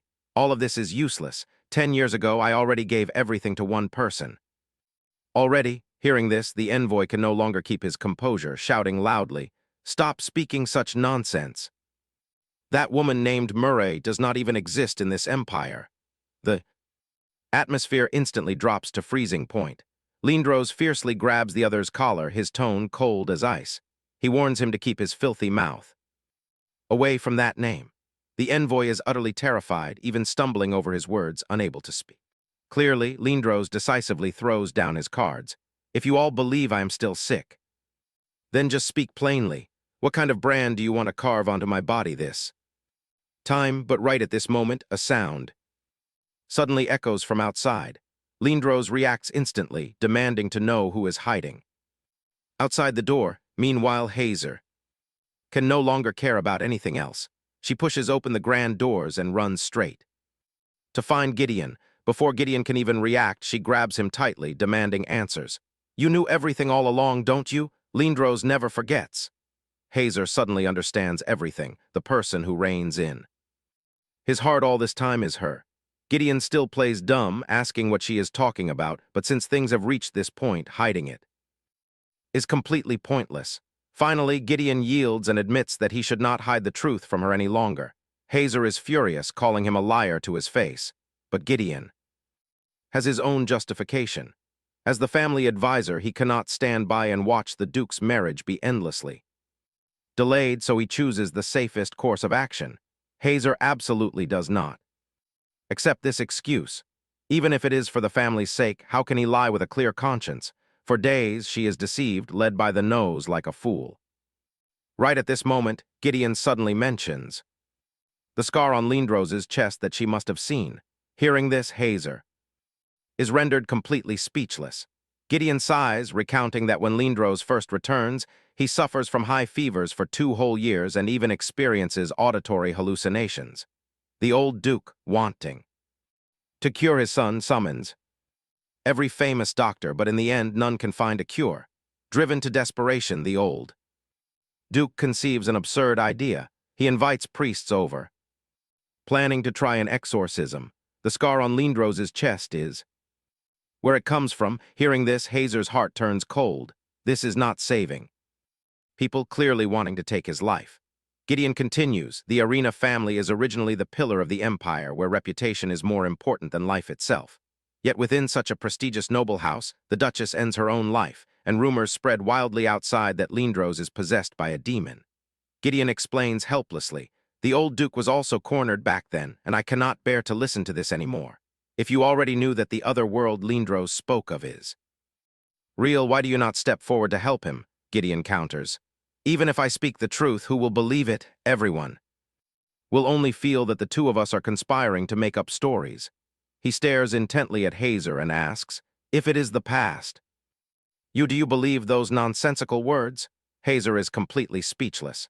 Indeed, no matter who hears this kind of thing, they find it utterly absurd. Gideon recalls that dark period, his tone overflowing with helplessness. He says that at the time, not only those involved, but even onlookers feel that it is a torture. Just hearing Gideon describe that scar, Hazer already feels suffocated.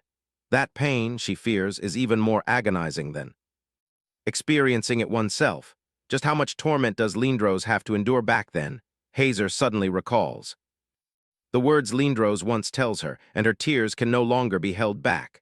The longer one suppresses it, the more the grievance in one's heart hardens like stone. That is why at that time he always feels his chest grow heavy, as if pressed down by something so heavy that it cannot be brushed away. The more Hazer thinks about it, the more her heart aches.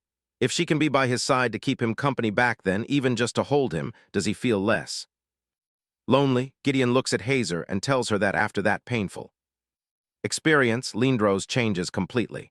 Over the past 10 years, to support the family estate, how many grievances does Lindros have to bear? She fears only he truly understands. Gideon utters a heart-wrenching statement. After all, she has to leave this place sooner or later. Therefore, he begs Hazer that if she truly wishes the best for Lindros, she must not make him go through the pain of that year ever again. As darkness gradually falls, Hazer sits dazed and alone under a tree, her mind tangle. She understands all too well that if things follow the original script, Lindros marries Lillian's and leads a peaceful, smooth-sailing life. But what about now? She is like an outsider who suddenly barges in, disrupting a preordained destiny into a complete mess. Hazer is truly lost right now. Is her staying here ultimately salvation or another wound brought upon him? She feels that she is the root cause of this mess, causing Lindros to be so deeply hurt. What on earth should she do in the future? Amidst her relentless inner turmoil, her cheek suddenly becomes wet. This startles her, and she falls flat onto the grass. Composing herself to look closely, it turns out to be White Horse. Why does it run over here all by itself? Where is its owner? Seeing this large creature nuzzling close, Hazer finally lets out a smile. The dark clouds from moments ago are instantly dispersed a bit. It seems this little fellow sees her sadness and comes specifically to comfort her. This time, Hazer's heart feels much warmer. She gently pats the white horse's back. She whispers, "Thank you, I have to go back now. It is true that I am running away from reality just now." She caresses the horse's head and even makes a pinky promise with it, promising that if they meet again, she will definitely bring some sugar candies for it. Yet, there is no certainty in her heart, for no one can foresee if she will still exist in this place by then. Watching Hazer's retreating figure, this horse is indeed highly intuitive, standing still and staring after her without end. But who would have thought that the owner of the horse actually stands right behind it all along? Lindros quietly stands there, the entire scene fully captured within his gaze. Deep within those eyes lies a sea of heavy thoughts. He looks in the direction Hazer departs, standing for a long time without moving a step. At the very spot Hazer sits earlier within the grass, a sudden glint of light shines. It seems she dropped something incredibly important. The moment Hazer returns to her room, she panics, turning every corner upside down, but she still finds nothing. To think she actually loses the necklace Lillian's gives her.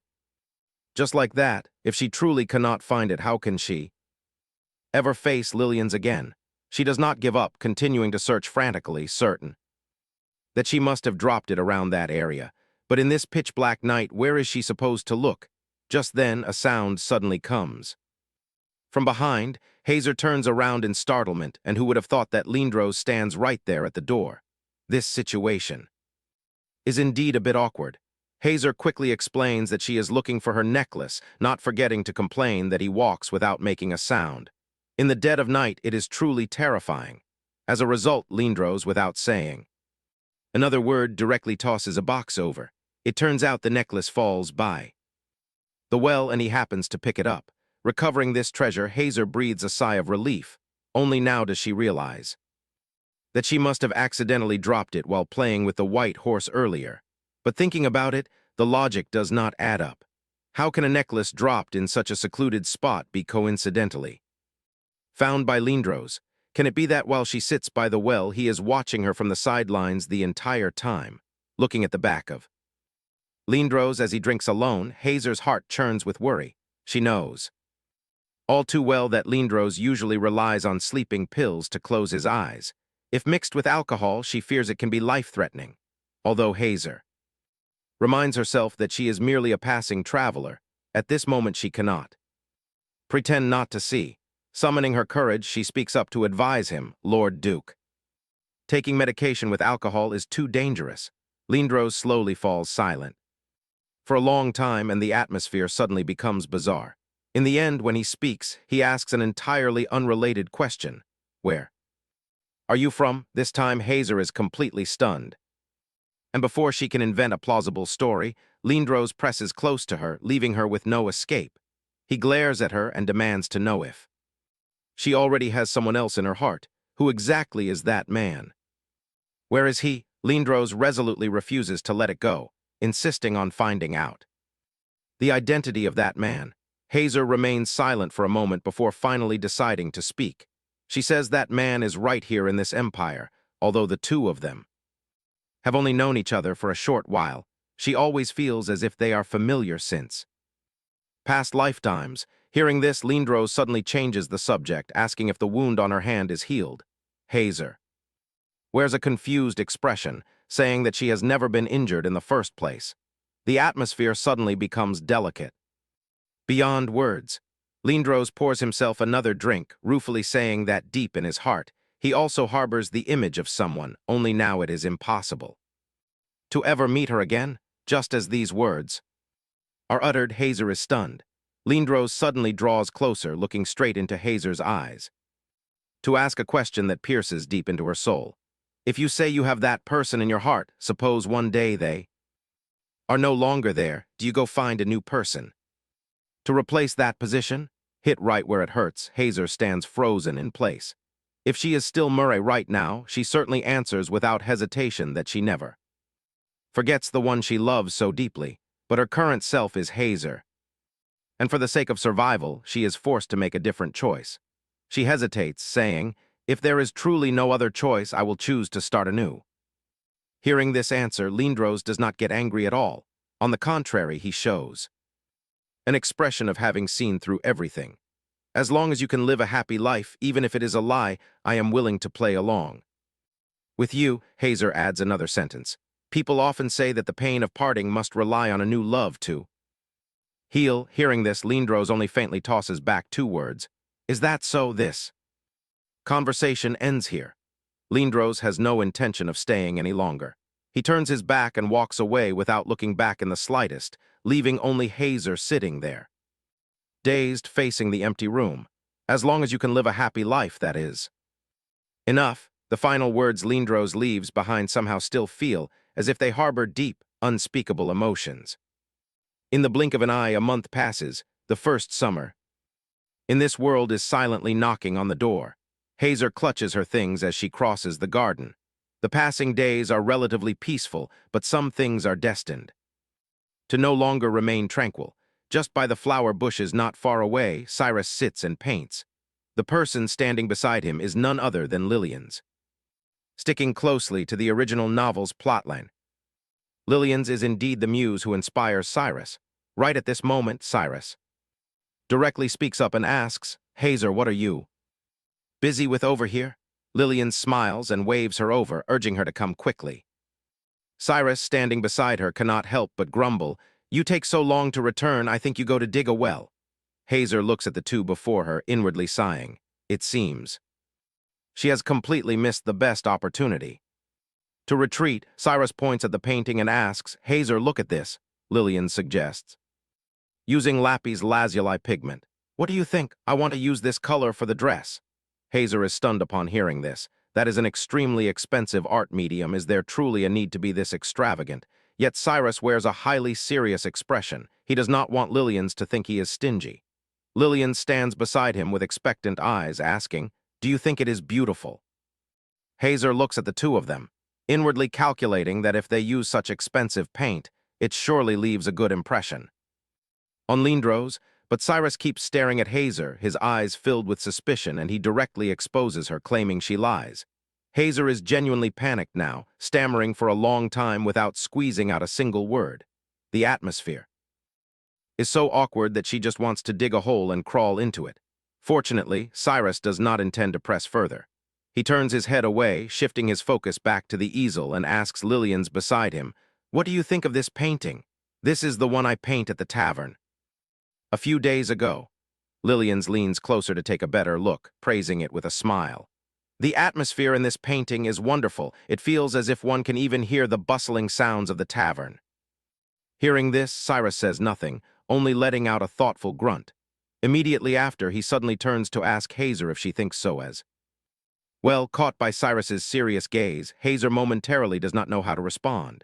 Cyrus sneers and leans close, directly exposing her. Do you know that every time you lie it is written all over your face? This time Hazer is completely speechless. Cyrus turns to Lillian's, exclaiming that indeed, the young lady here has a far superior aesthetic taste. Just as the atmosphere is about to freeze over, Lillian's hastily speaks up to smooth things over. She takes Hazer's hand in comfort, saying that everyone has a different perspective on art, and her impression just now is not wrong at all. Hazer quickly waves her hands in modesty, but Cyrus beside them starts to stir up trouble again. He laughs and tells Lillian's that it is because she has not seen how sharp she can be. Cyrus directly brings up the past to complain.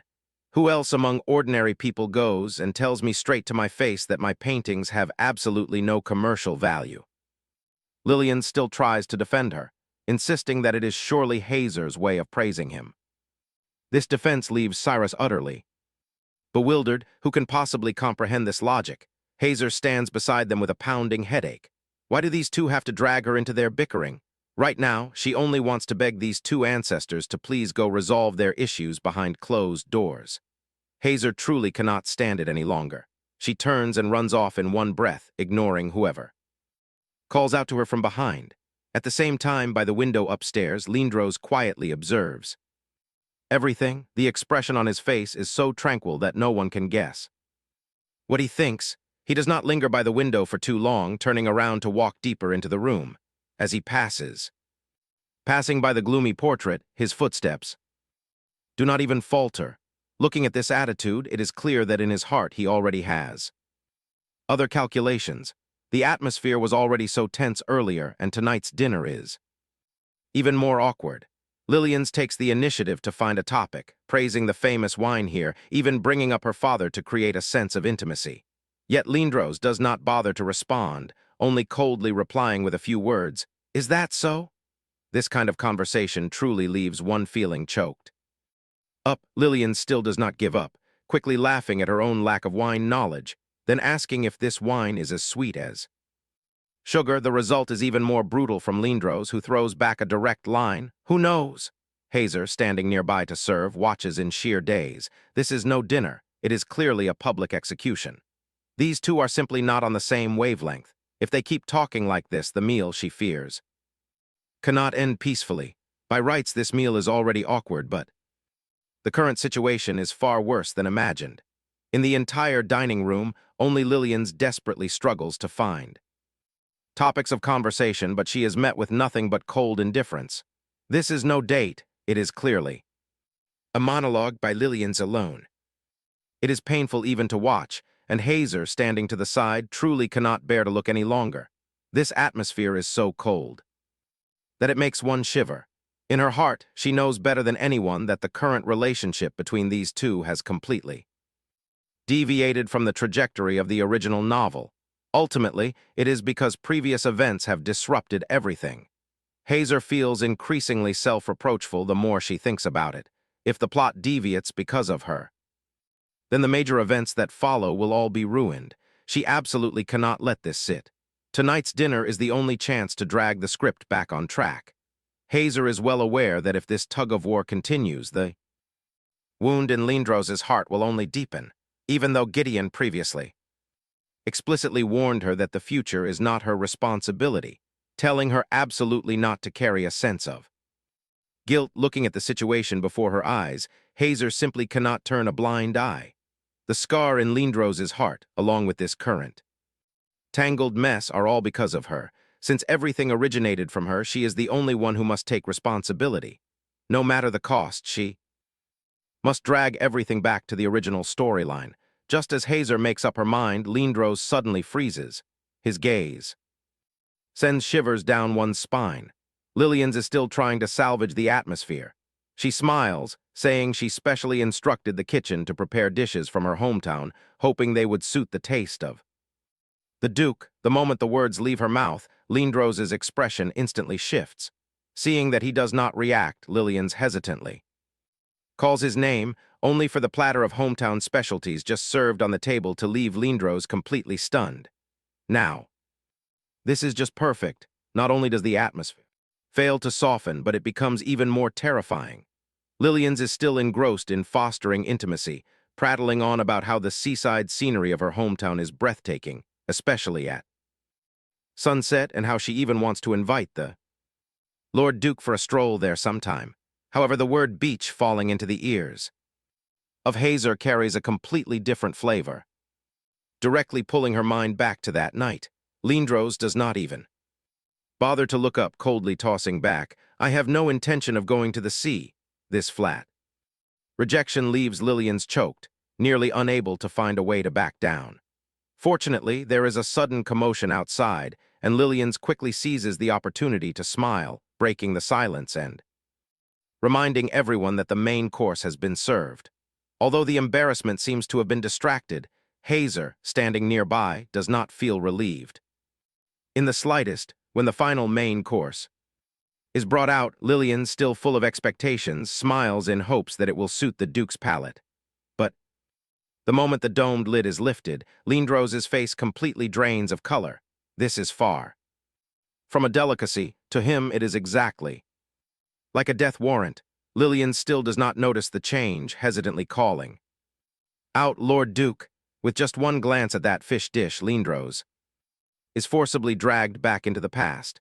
The sudden blade that appeared years ago, along with the pungent stench of fish, all constantly remind him of his darkest memories. He completely loses control. The entire dining table is flipped onto the ground, dishes shattering and flying everywhere. Lillian screams in terror and quickly hides behind her maid.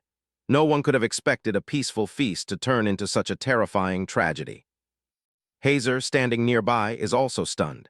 Lindros squeezes the dinner knife tightly in his hand, fresh blood dripping from his palm onto the floor. Right now, he does not want to see anyone. He just wants everyone to get out of his sight. Lindros has truly lost his mind. Brandishing the knife, he roars that if anyone dares to take a step closer, he will truly strike. Looking at the chaos before her, Hazer understands that she is just an outsider and cannot interfere anymore. After all, the only person who can soothe Lindros right now is Lillian's. But looking at the trembling, terrified young lady, can this mess truly be cleaned up? In theory, as long as Lillian's opens her heart, the story will instantly return to normal. But witnessing Lindros's state of utter agony, Hazer cannot overcome the barrier in her heart. She cannot just stand there and watch. To hell with whatever damn original novel plot. Saving lives is what matters most. No sooner than thought, Hazer rushes forward without hesitation, ripping off her apron. With a swift motion, she spreads her arms to shield Lindros, throwing the apron to completely cover the pile of fish that is driving him mad. This action instantly leaves Lindros, who is on the verge of collapse, completely dazed. Once done, Hazer quickly runs to Lillian's and asks if she is hurt. Lillian shakes her head, but what she worries about more right now is Lindros collapsing on the ground. Hazer leans in and whispers an explanation to Lillian's that the Duke suffers from psychological trauma due to battlefield wounds. Hearing this, Lillian's finally understands, looking at Lindros still struggling on the floor. Lillian's musters up her courage and steps to his side. She gently embraces Lindros, tenderly caressing him as if soothing a frightened child. Seeing this sight, Hazer finally lets go of her burden, as long as the two of them can heal each other, then everything is worth it. Right at this moment, Hazer quietly turns her back, preparing to leave the place where she is no longer needed. In accordance with the original script, from here on, Lindros and Lillian's will gradually grow closer, eventually reaching a happy ending. The pain of the past will eventually become a memory they can smile about when looking back. Hazer knows very well that only by leaving right now will everything completely fall into place. She strides outside without looking back even once, ignoring the voice calling her name. From behind, her steps do not falter at all. Since she has helped them reach this stage, her choice is absolutely not wrong. Just now she told herself to make a cool exit, only for the sky to shift the moment she turned around. A sudden downpour drenches her already troubled heart, forcing Hazer to hide alone in the garden, not even bothering to find shelter. Outwardly, she claims it is for the integrity of the plot, but the self-pity in her heart at this moment is something only she understands. This kind of weather truly makes one's mind wander easily. Hazer cannot help but sigh. Rainy days indeed always make human emotions particularly fragile.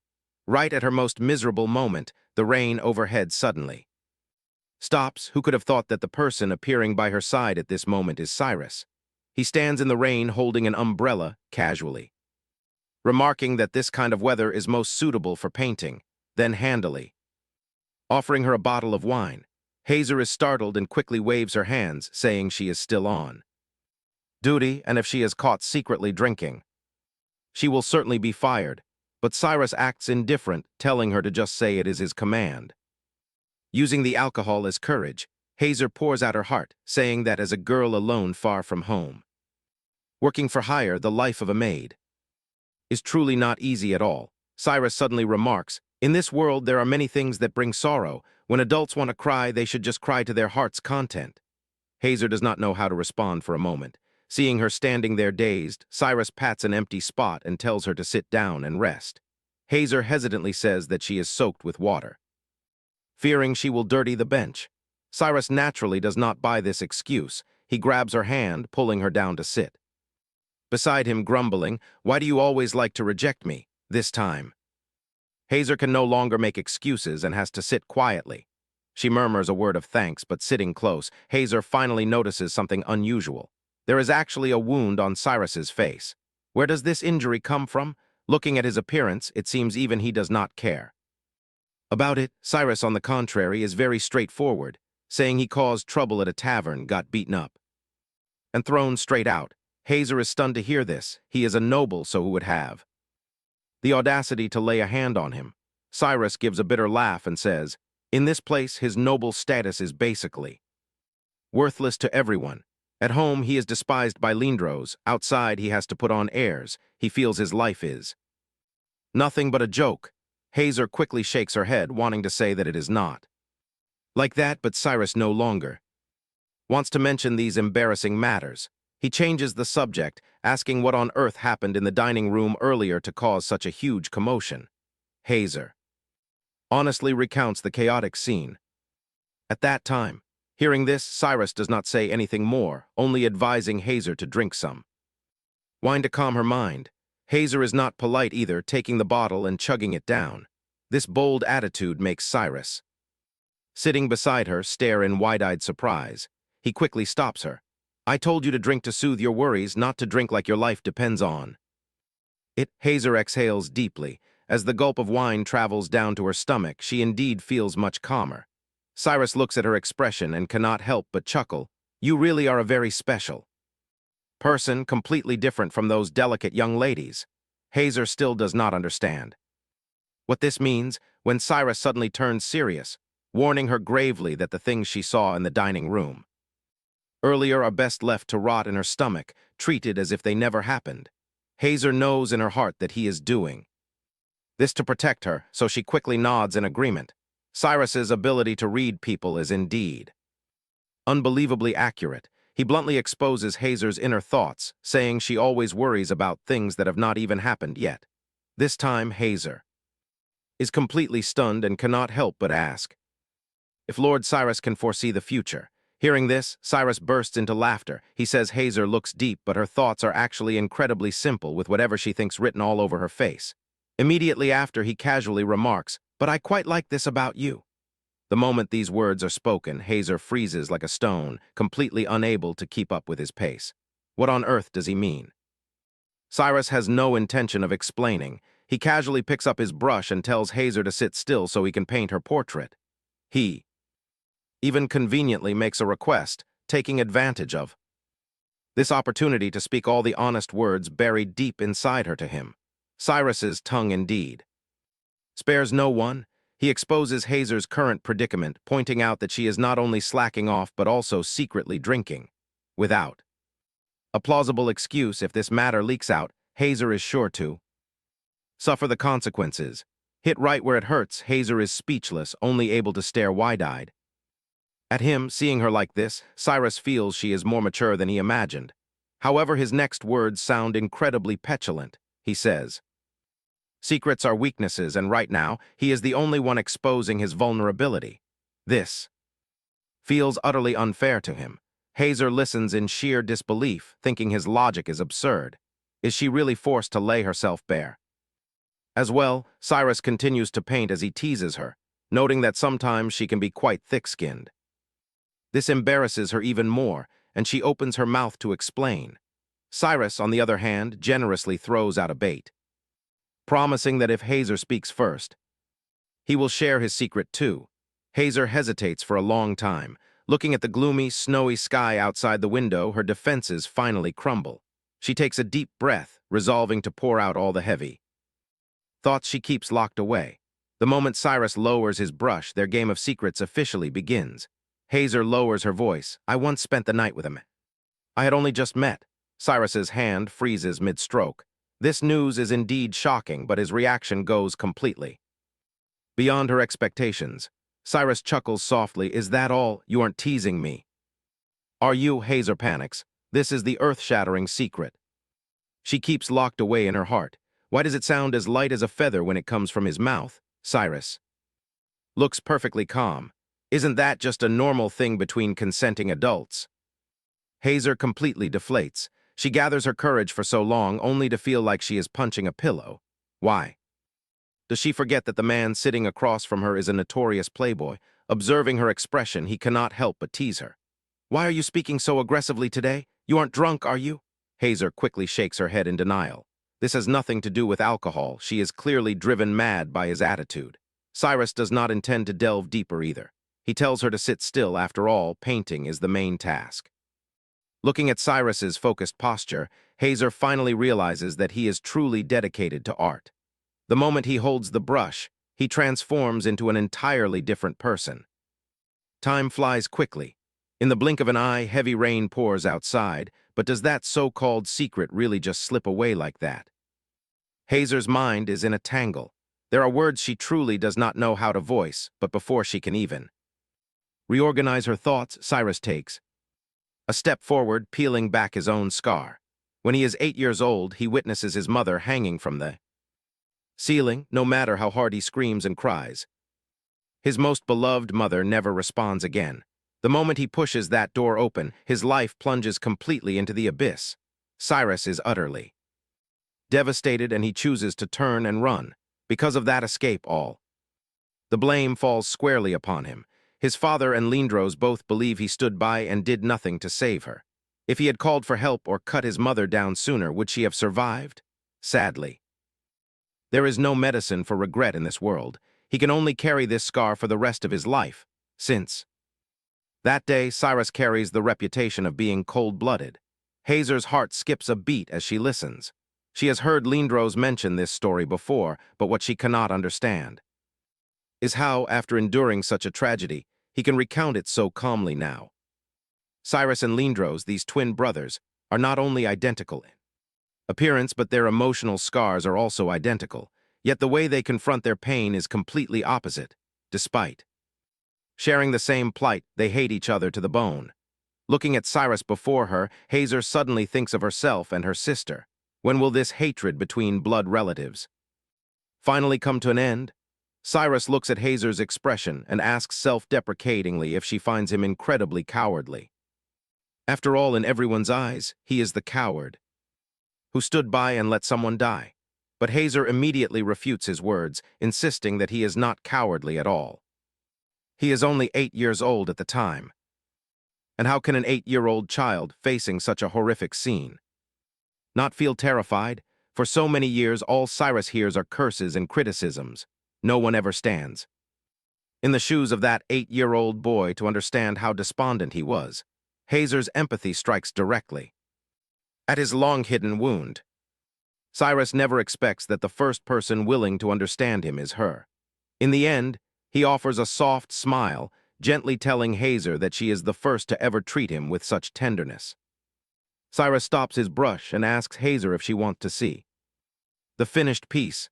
Hazer leans in to take a look, then makes an odd request. She wants Cyrus to alter her appearance in the painting. Cyrus smiles and teases. When people get their portraits painted, everyone wants to be drawn beautifully. It seems you are no exception. But Hazer's next words completely dumbfound him. She does not only want to change her hairstyle and face shape, but also requests to have her hair colored black, and even asks for her nose to be drawn slightly rounder. Although Cyrus finds her request absurd, he patiently modifies each stroke according to her wishes. Once the final stroke is finished, Cyrus stares at the portrait in a daze and cannot help but ask, "Are you sure you want it drawn like this?" The woman in the painting and Hazer are completely different people. Looking at the revised painting, Hazer is quite pleased and immediately nods in confirmation. In turn, Cyrus becomes slightly self-conscious. He leans closer, reminding Hazer not to hold too high of an expectation for him, as his painting depends entirely on his mood. Hazer smiles as she replies, saying that talented people are all like that, and she understands completely. This remark leaves Cyrus entirely speechless. In all his years of living, this is the first time someone acknowledges him so naturally. Seeing Hazer's demeanor, Cyrus finally reacts, teasing her that she becomes highly entertaining when drunk. Hazer asks in a daze if she is really drunk. Cyrus points to her flushing face, warning her that in this state, she will definitely suffer terribly when she wakes up tomorrow.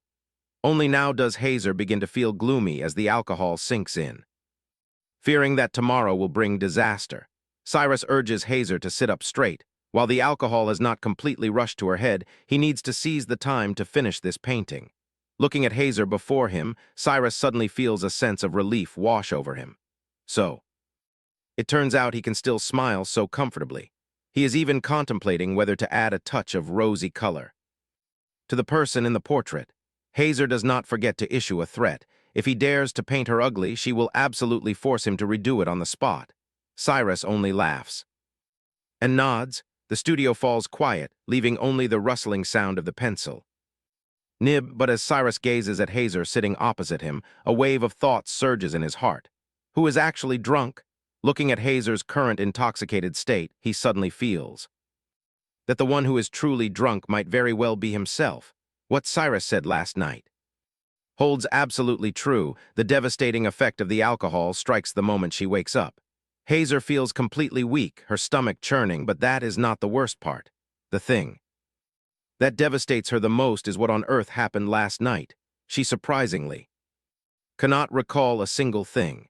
Piecing together the fragmented memories in her head, Hazer wishes she could take a solemn oath on the spot to never touch alcohol again for the rest of her life.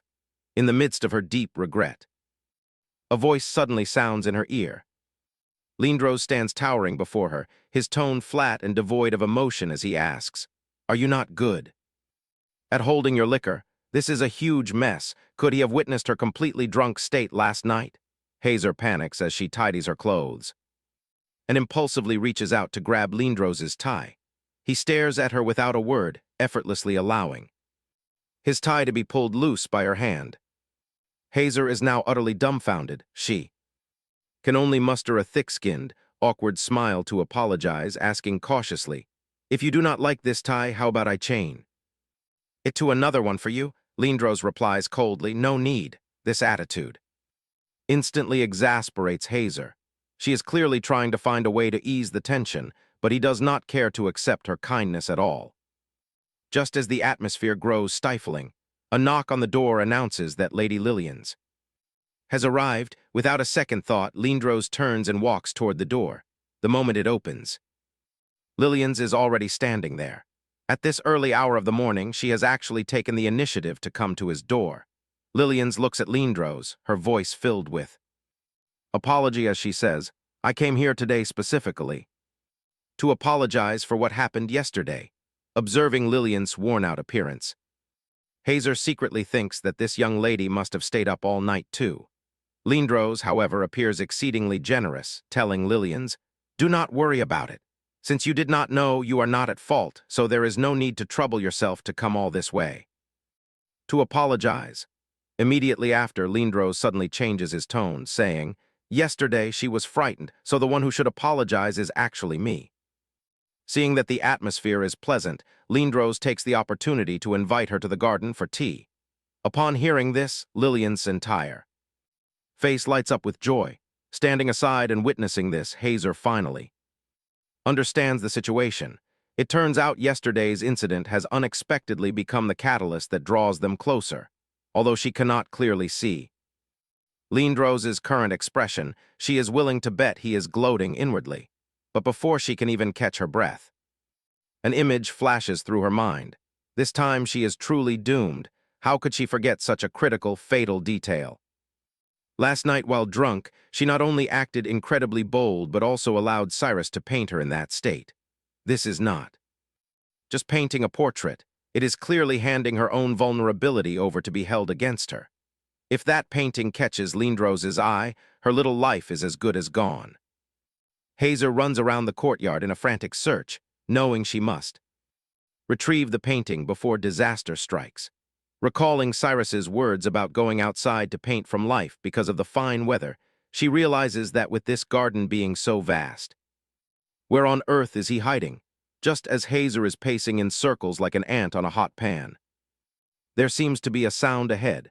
She rushes forward as fast as her legs can carry her, finally catching a glimpse of a back with bright golden hair by the fountain. Without thinking, she darts over, fearing that being a second too late will mean the painting will be passed around the entire manor. Before the other party can even turn around, Hazer hastily speaks up to urge him to throw yesterday's painting away. She even conjures up a pile of reasons, such as how that painting cannot be sold for money and only wastes painting materials. In short, she wants to completely erase that dark chapter of her history. But who could expect that the moment the other person speaks, Hazer freezes completely? This voice is definitely not Cyrus's. By the time the figure turns around, Hazer truly wants to burst into tears. This time she has truly hit a steel wall. The person standing before her is actually Lindros. Lindros hears every single word loud and clear. He finds it strange. Cyrus actually dares to paint women behind his back within the manor. In secret, Lindros' question instantly leaves Hazer speechless. Has Cyrus brought another woman back to the manor? This time, even with 100 mouths, Hazer cannot deny it. She stammers, trying to explain, but the words fail her entirely. Lindros has no intention of letting her off, asking, "Then whose portrait is? What is this about the woman she just mentioned?" This time, Hazer is completely cornered, watching helplessly as the other steps closer. If she says even one wrong word right now, the entire secret blows wide open. Just as Hazer is on the verge of exposure, Cyrus suddenly appears. He brazenly shields Hazer behind his back, asking what business Lindros has with his assistant. Hearing this, Lindros grows even more sarcastic. He sneers and fires back. "An assistant? To think you even have an accomplice in this manner." Cyrus has no intention of backing down. He reminds Lindros in broad daylight. Does he really want to stand here and have a loud argument with him? But Lindros completely disregards this threat. He stubbornly refuses to let the matter go. "I ask For the final time, who on earth is the woman you drew yesterday? This time, Cyrus fully displays his protective nature. He hides Hazer completely behind him and says to Lindros with a cold face, "No matter what you misunderstand, I did not bring anyone back here last night." He demands him to step away from her immediately, seeing Hazer so. Terrified, Cyrus's tone becomes even sharper. "The way you look right now is scaring her." Hearing this, Lindros actually lets out a laugh. He studies the two of them with a deeply suggestive gaze. Since when has the relationship between the two become so close? In his eyes, this is clearly a conspiracy to play him for a fool, especially when they previously insisted that they have no connection. And the result, Lindros' next words are like a dagger thrust straight into Cyrus's heart. "Is it because your beloved is dead that you change your heart?" So quickly, the moment these words are uttered, the tension in the air completely explodes. Cyrus roars in fury. "What did you just say?" He can no longer endure it is bad enough that he has people spying on him, but now he even wants to drive a wedge between them. How can anyone live like this? Instead of backing down, Lindros shifts all the blame onto Cyrus. "If you do not go out and cause trouble every single day, how can the family's reputation plummet so disastrously?" Hearing this, Cyrus laughs out of sheer anger. He counters, "The one truly ruining the family's reputation is you. Your chest is carved with a cross by someone else, yet you still refuse to wake up." This fatal blow strikes Lindros' deepest hidden pain. The conflict between the two of them is instantly pushed to its peak. Lindros, filled with rage, yells, "What did you just say?" Seeing the two brothers on the verge of a physical brawl, Hazer forgets her own fear and rushes forward to stand between them. She earnestly explains, "This is all a misunderstanding. Last night, Lord Cyrus truly returned alone. Please, you must believe me." Hazer's sudden shout makes Lindros freeze. One expects him to fly into a rage, but instead he remains silent for a long moment, speechless. Hazer's heart is filled with anxiety. Although the argument stops, why does the atmosphere feel even stranger? Cyrus reacts quickly. He pats Hazer on the shoulder and nonchalantly admits, "She is right. I was indeed very well behaved last night." He even turns the tables with a cold sneer. "If you do not believe it, go ask the people you sent to spy on me." To completely dispel Lindros' suspicions, Cyrus adds another line. "As for that drawing, I did indeed draw it, but it is merely a woman born from my imagination." Alone, Hazer is in an absolute panic. She wants to stop Cyrus, but she has absolutely no idea how to speak. Cyrus stands there murmuring, "Black hair, a round nose." With every detail he describes, Hazer's heart leaps higher. If he reveals the truth now, all her past efforts will go down the drain. Suddenly, Lindros stops in his tracks. He turns to look at Cyrus, his voice dripping with disgust. "You are still exactly as you were before, always making people feel sick." This insult comes completely out of nowhere, leaving Hazer dazed as she stands beside them. Although the immediate crisis is temporarily averted, she still feels an aching discomfort in her heart. Even if it is to conceal the truth, there is no need to use such hurtful words. The relationship between these two brothers seems even worse than she thinks. Before leaving, Lindros deliberately looks back, and this single glance is enough to show that the suspicion in his heart has not yet dissolved.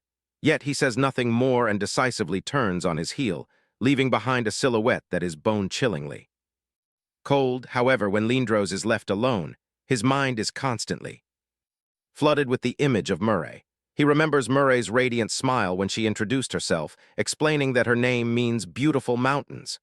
That voice is deeply etched into his mind. No matter how much time passes, these memories can never be erased. On the contrary, they only grow clearer by the day. The river of time suddenly winds back 10 years ago to the day Lindros first returns to this world. Back then, he simply cannot believe it still, thinking he is trapped in a dream. But all of this is real.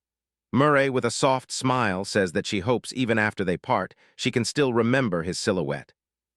Those words sound like a final farewell. Lindros originally believes it is just a dream slightly more vivid than usual. But that lifelike sensation makes him completely unable to distinguish reality from illusion. Everything on that day is far too vivid, Both her warmth and her scent allow him to feel the genuine existence of this woman. Along with the flow of time, Murray's image in his heart only becomes more deeply engraved, refusing to fade no matter what. Just as he is drowning in his memories, a call suddenly rings in his ears. "Your Grace!" The sound instantly pulls him back to reality. Gideon looks at Lindros and asks, "Are you tired?" Lindros shakes his head and replies, "I am just thinking about some trivial matters." Gideon continues to report, "Lord Thanatos is already waiting in the drawing room." Lindros inquires, "Further, have you interacted with him?" Gideon nods. "We just shook hands earlier." "It seems he has brought the Emperor's command urging your marriage, but surely he also has other official business to discuss." Since the guest has arrived, Lindros has no intention of avoiding him. He pushes open the door and enters the drawing room. As soon as Lindros enters the room, Thanatos takes the initiative to greet him. "Long time no see." Lindros has no interest in reminiscing with him and coldly replies, "I do not recall our relationship being close enough to casually exchange pleasantries." Thanatos remains unfazed, explaining with a smile, "I see that your Grace looks more haggard than usual, which is why I asked. He has come in person this time to represent the Emperor in delivering the itinerary for the pilgrimage." Thanatos gets straight to the point. The departure this time is scheduled exactly 1 week earlier than last year. This is because, according to the calculations of the prophets, this year brings a rare blizzard. Snow accumulation in the south might even reach knee-deep.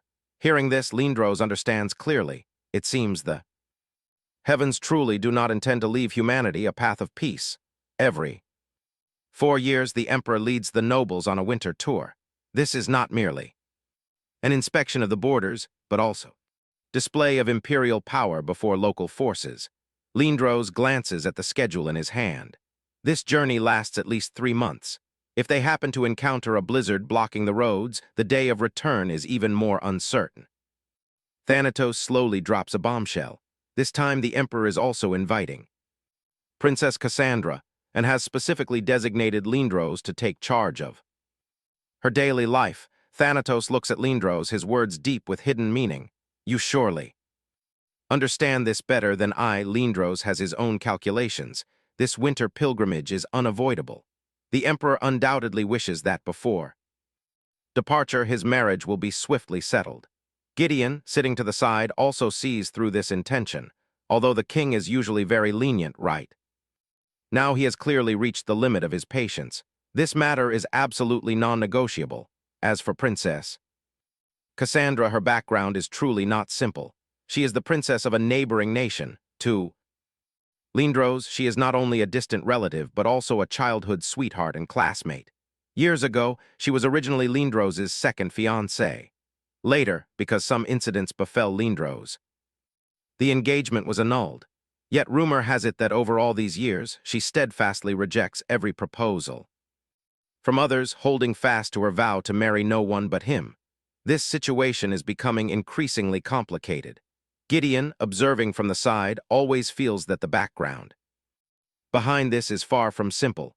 These words from Thanatos are clearly issuing an ultimatum to Lindros.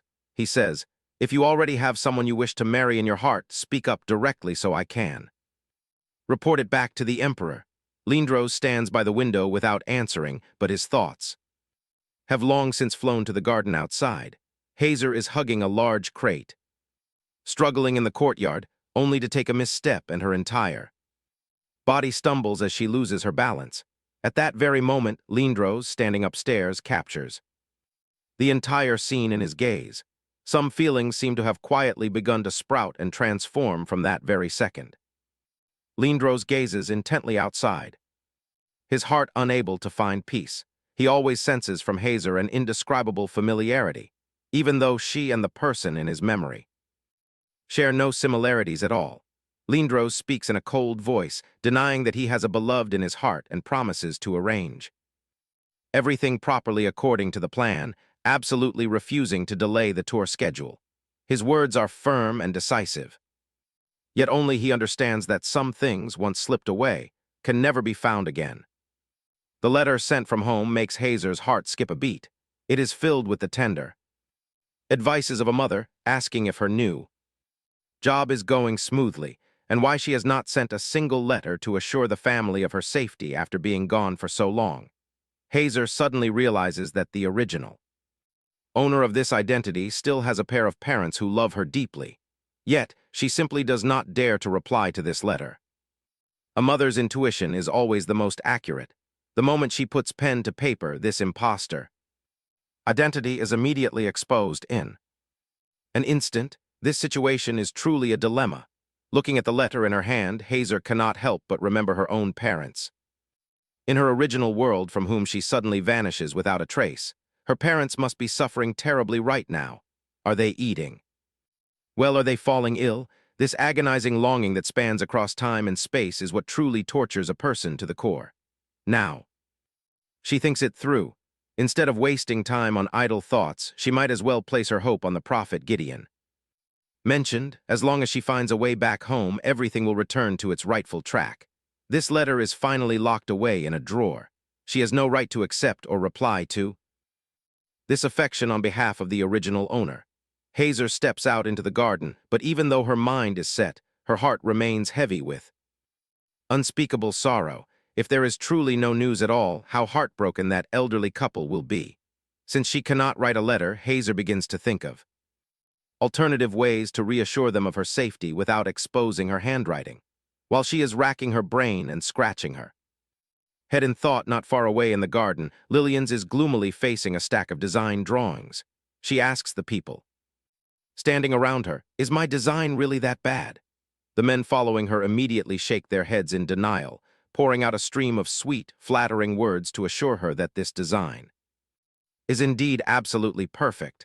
Hearing this only makes Lillian's more frustrated, as she knows all too well these people look at her.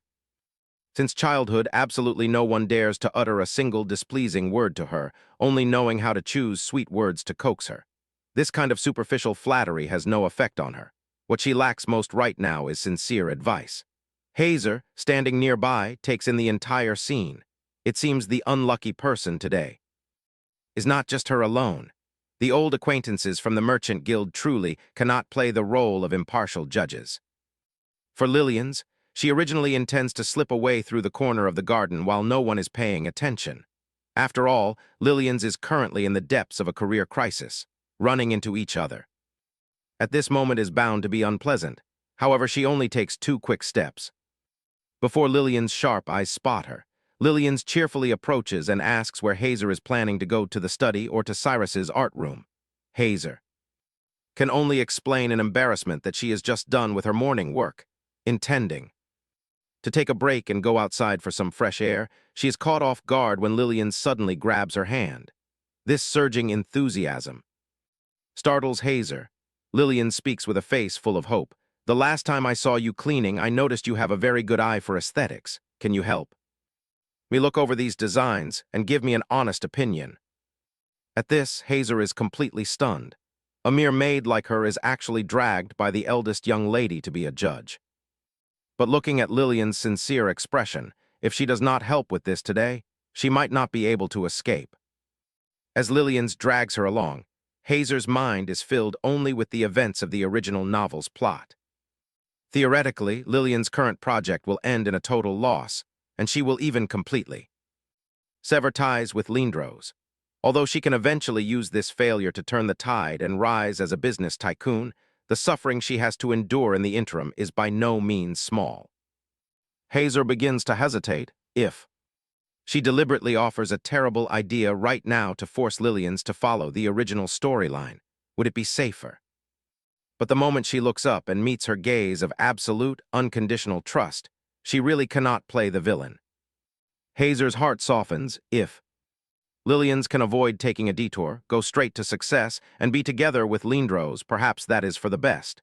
Thinking of this, Hazer takes the designs and offers praise.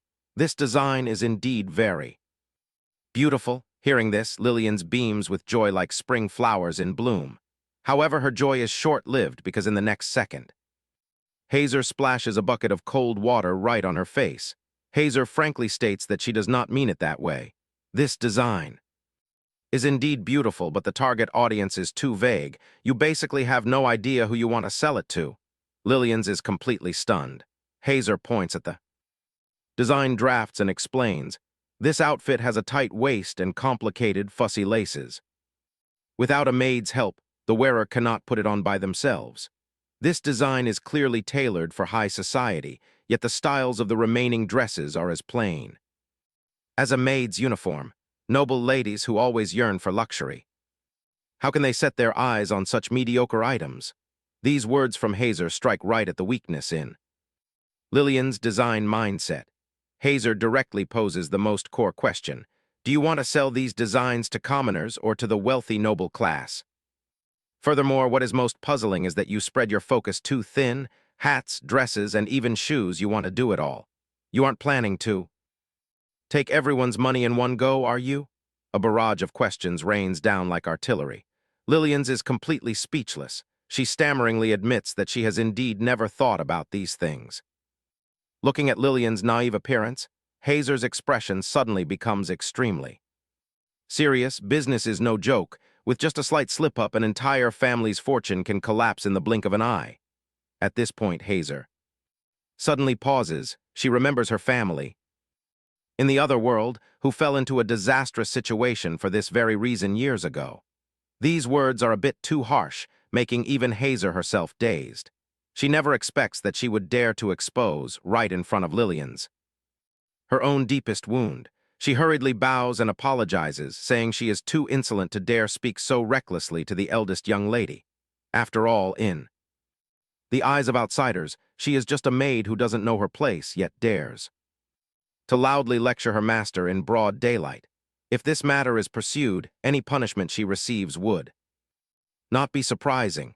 However, Lillian's next reaction is beyond everyone's expectation. She is not only not angry at all, but instead sincerely thanks her. She asserts that these words are exactly what she needs most right now. Looking at Lillian's joyful expression, Hazer instead feels a bit embarrassed, and the heavy stone in her heart is finally lifted. Lillian's is completely won over this time, endlessly praising Hazer's sharp eyes. She even wants to keep Hazer longer to chat more, because such sincere advice is not something one can easily hear. But Hazer's mind is currently in a tangle, so she makes an excuse to slip away, saying she still has to work as Cyrus's assistant in the afternoon. Time indeed cannot be delayed any further, before Lillian's can react. Hazer runs away as fast as her legs can carry her. This hurried manner looks no different from running away from someone watching. Hazer's retreating figure, Lillian's feels empty inside. She truly wants to make friends with Hazer, but her evasive attitude always makes her feel that an invisible wall exists between them. Could it be that she actually hates her? Hazer hides alone on the hill behind, sitting dazedly by the campfire. Earlier, when standing in front of Lillian's, although she acts very calm, the knot in her heart still does not unravel, especially when thinking of Lindros, her mind becomes even more tangled. Originally intending to ask Cyrus where the finished portrait from the other day is kept, she now doesn't even have the chance to ask at all. Worse still, Cyrus just leaves like that, leaving nothing behind except a note instructing her to burn all the remaining items. Hazer now is truly at her wit's end. She originally plans to find Gideon to discuss how to handle today's matter, but to her dismay, even his shadow is nowhere to be seen. This feeling is truly unbearable. Every time a critical moment arrives, she has no one to share it with, as if the entire world abandons her. Just when she feels most discouraged, suddenly from behind comes a sound. Hazer, who is currently moping from a lack of company, turns her head and sees this old friend approaching. She is overjoyed, quickly pulling a treasure out of her pocket. These sugar candies she always carries with her, only hoping for the day she can meet this little guy again. Giving it the candies, Hazer sighs, wishing she has a camera. She would definitely take a wonderful photo shoot for this little guy. Looking at the glossy coat of the white horse, Hazer knows in her heart that there is not a single scratch on its back. At a glance, it is obvious that its owner pampers it like a precious treasure. Although their last meeting is just a rushed pull of the reins, now it seems it lives more comfortably than anyone. However, just when she lets her guard down, She suddenly realizes a problem. If this horse is here, then isn't its owner wandering around nearby? Before she can react, the horse suddenly nudges her, burying itself into her chest. This force is indeed not small. Hazer is knocked back several steps, finally falling flat onto the grass. Now this is just great. The candies are all eaten, and she takes a painful fall. Hazer chuckles and pats its head. There's really no more today. Eating too many sweets is bad for your health. You must know when to stop.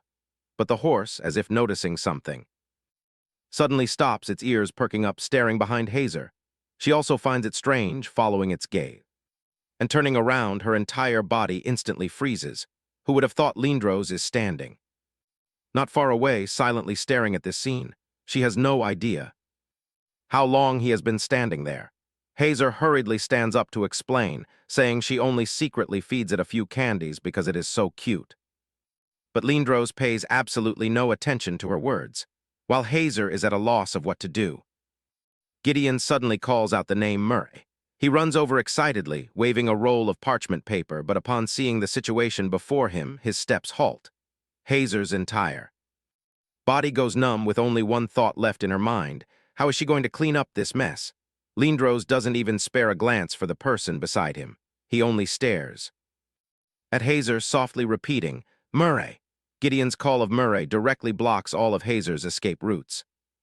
Her mind is currently in a complete tangle, basically. Not knowing how to respond, cruelly. Gideon is even taking step after step closer. This time, even if she wants to hide, she can't. Gideon walks straight up to Lindros, and the first sentence he utters is, Actually, did you drink? But strangely, Lindros has no reaction at all, leaving Hazer standing beside them in a daze. Could it be that he hears nothing just now, or does he simply not care about this name? Gideon doesn't care about what Hazer thinks, turning to warn Lindros that the sun is too harsh, so he must look after his health, and even advises him to reduce his consumption of alcohol and medicine before heading to the capital.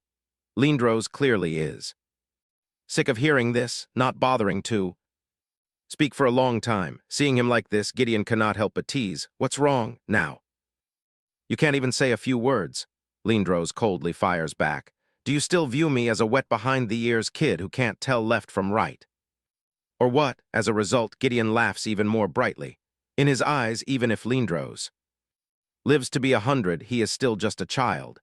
Catching a sweeping glance from Lindros, Hazer is currently caught in a dilemma, fearing that his next question will question her identity. But Lindros does not think in that direction at all. Instead, he wears a look of utter disgust as he looks at Gideon. Don't tell me you are also planning to follow us on the pilgrimage. Gideon directly bursts out laughing. He pats Lindros on the shoulder while joking. If you really drag this old body along, it would be senior abuse. Lindros is even more speechless. With this behavior, Gideon still dares to claim himself as an elder. Lindros finally cannot stand to listen any further. He leads the horse away without turning back, leaving only a cold figure behind. This time Hazer absolutely cannot sit still. She hurriedly chases after Gideon to ask clearly what the scene just now is all about. Gideon seems very relaxed, letting out a sigh as if the crisis has safely passed. But Lindros really doesn't suspect anything. He strides alone in the forest, obviously having his own calculations. Even the horse beside him senses the unusual atmosphere. This matter is unlikely to be turned over so easily. Lindros, the more he thinks, the more finds it amiss. The way Gideon greets her just now is too natural, so natural that it arouses in his heart a sense of an indescribable anxiety. On this side, Hazer is completely losing her mind. How can she ever expect Gideon to actually utter that name so casually? Seeing Gideon double over with laughter, Hazer is so flustered that she stammers, unable to form a coherent sentence. She points at the horse on the verge of a total meltdown. That name is actually given by Gideon to a horse. Hazer's mind now spins only around the name Murray. This is just perfect. She and that white mare actually share the same name. Gideon still cannot stop laughing, defending that Lindros is not to blame for this. The horse is originally a gift from him. Back then, Lindros' condition was extremely poor. Gideon only wanted to find a spiritual anchor for him to soothe the loneliness in his heart. Who can guess Lindros would whisper that name to the horse day in and day out, over and over again. As a result, the horse actually takes it to heart. Now, simply calling out Murray makes it know it is being summoned. Gideon does not forget to twist the knife, suggesting how to tell them apart. From now on, Hazer must call her sister Murray. Hearing this, Hazer completely loses her mind. What on earth is happening? She clutches her head, pulling at her hair as she screams. In despair, Lindros, you absolute idiot, this is the end. Not only does she have to compete with a horse for affection, but she also has to address it as older sister. She truly cannot live like this anymore. Guy.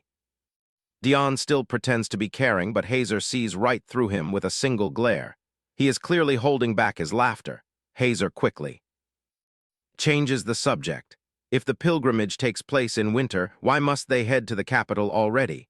Gideon explains that once the schedule is set, lords from all over must flock to the capital. To ensure a smooth transition through the winter, the emperor takes this opportunity to discuss tax collection beforehand. Only then does Hazer understand that behind this trip lies so much conflict over interests. But Gideon suddenly shifts gears. Stating that these matters are actually of no importance, he pulls out from his vest an envelope announcing that the reply has arrived. Before Hazer can even react, Gideon adds that it is from his friend. Hazer is stunned. Could it be the friend who has always hidden their whereabouts? What on earth is written in this letter that makes Gideon take it out so seriously? Hazer opens the letter, and the very first sentence that catches her eye turns her heart half cold. The sender actually knows that this world is merely a novel and that Hazer is a stranger from another world. This secret is kept so deep, and yet it is exposed by the letter's author in a single sentence. The other party bluntly admits that this is indeed fascinating, successfully piquing his curiosity, but he immediately pivots to money. He states he never displays his supernatural abilities for free, and even the time and travel expenses must be calculated down to the last penny. This time, Hazer is truly speechless. For a supposedly immortal prophet, to be this stingy makes him a truly money-grubbing opportunist. Gideon acts very nonchalant. She can think of him as money-minded, but among all the prophets, this one values his own abilities the most. The end of the letter seals a time. When the autumn leaves turn red, this mysterious guest will officially appear. Even before meeting him, Hazer is already so terrified by the sky-high consultation fee that she nearly collapses. Gideon quickly pacifies her, saying, as long as he understands the situation, he surely won't make an exorbitant demand. Hazer stares at him with a deeply suspicious face. Are you two acting out a play just to scam me of my money? Gideon smiles innocently. How could that be? After joking around, Gideon suddenly changes the subject. He mentions that the Emperor's confidant has arrived and is currently speaking with Lindros. And for Hazer, this is likely to be a significant trouble. Hazer's heart skips a beat and she blurts out, is Princess Cassandra coming here? She is indeed the most troublesome character in the original novel. Gideon nods, confirming the news is absolutely correct. Right before autumn arrives, that princess will officially make her appearance. Looking at the lush greenery before her eyes, Hazer's mind is in a tangled mess. Once autumn arrives, a real tempest will begin. Gideon probingly asks if Princess Cassandra is the mortal enemy of the female lead in the original novel. Hazer's answer catches him completely off guard. In the original storyline, she does seem like a villain, but in the later stages, she becomes the most reliable ally instead. Gideon leans closer and asks Hazer, since you know all this, is there an extra about me in the book? After all, I am an important supporting character. Looking at his narcissistic expression, Hazer is truly speechless. This guy's focus is always so off-key. Hazer spreads her hands, speaking with absolute confidence. When I read the story, my eyes are only on Lindros. As long as the male lead is not on screen, I basically just skim through the other details and pay no mind to them. Right after that, Hazer delivers a sharp counterattack. She solemnly reminds Gideon that someone once warned that one must absolutely never casually interfere with the flow of this world. Therefore, Gideon should also restrain himself a bit and not just focus on satisfying his own curiosity. Hearing this, Gideon can only offer a helpless smile. He feels that Hazer can sometimes be incredibly cold, leaving people with absolutely no dignity. Yet Hazer actually knows everything as clear as day. She has not forgotten a single word. It is just that in the original novel, Lindros is enveloped in the most brilliant halo. All the sweetness is poured onto him. Meanwhile, Gideon in that thick. A novel is merely a background character responsible for cleaning up the mess. Hazer intends to let this painful truth rot in her stomach, absolutely refusing to reveal it to him, who told him to hide the fact that Lindros regained his memories earlier. This is called getting a taste of one's own medicine. Hazer's theory meets practice move is executed flawlessly. She directly lays down conditions for Gideon. If he wants to fish for information, he has to pay a price. Standing nearby, Gideon shakes his head, unable to help but complain. "Oh, Hazer, this bad habit of yours is indeed learned so quickly." In the blink of an eye, Hazer is back in the study, busy with her work. She climbs up the towering ladder, intending to take advantage of the fine weather to air out all these thick books. Hazer mumbles to herself as she dusts them. In the midst of this humid summer, if she does not clean them quickly, these precious books will surely go completely moldy. Consequently, the moment she opens a book, the dust accumulated from God knows how long blows straight into her face, making her cough violently. Just as she is flustered, footsteps suddenly echo behind her.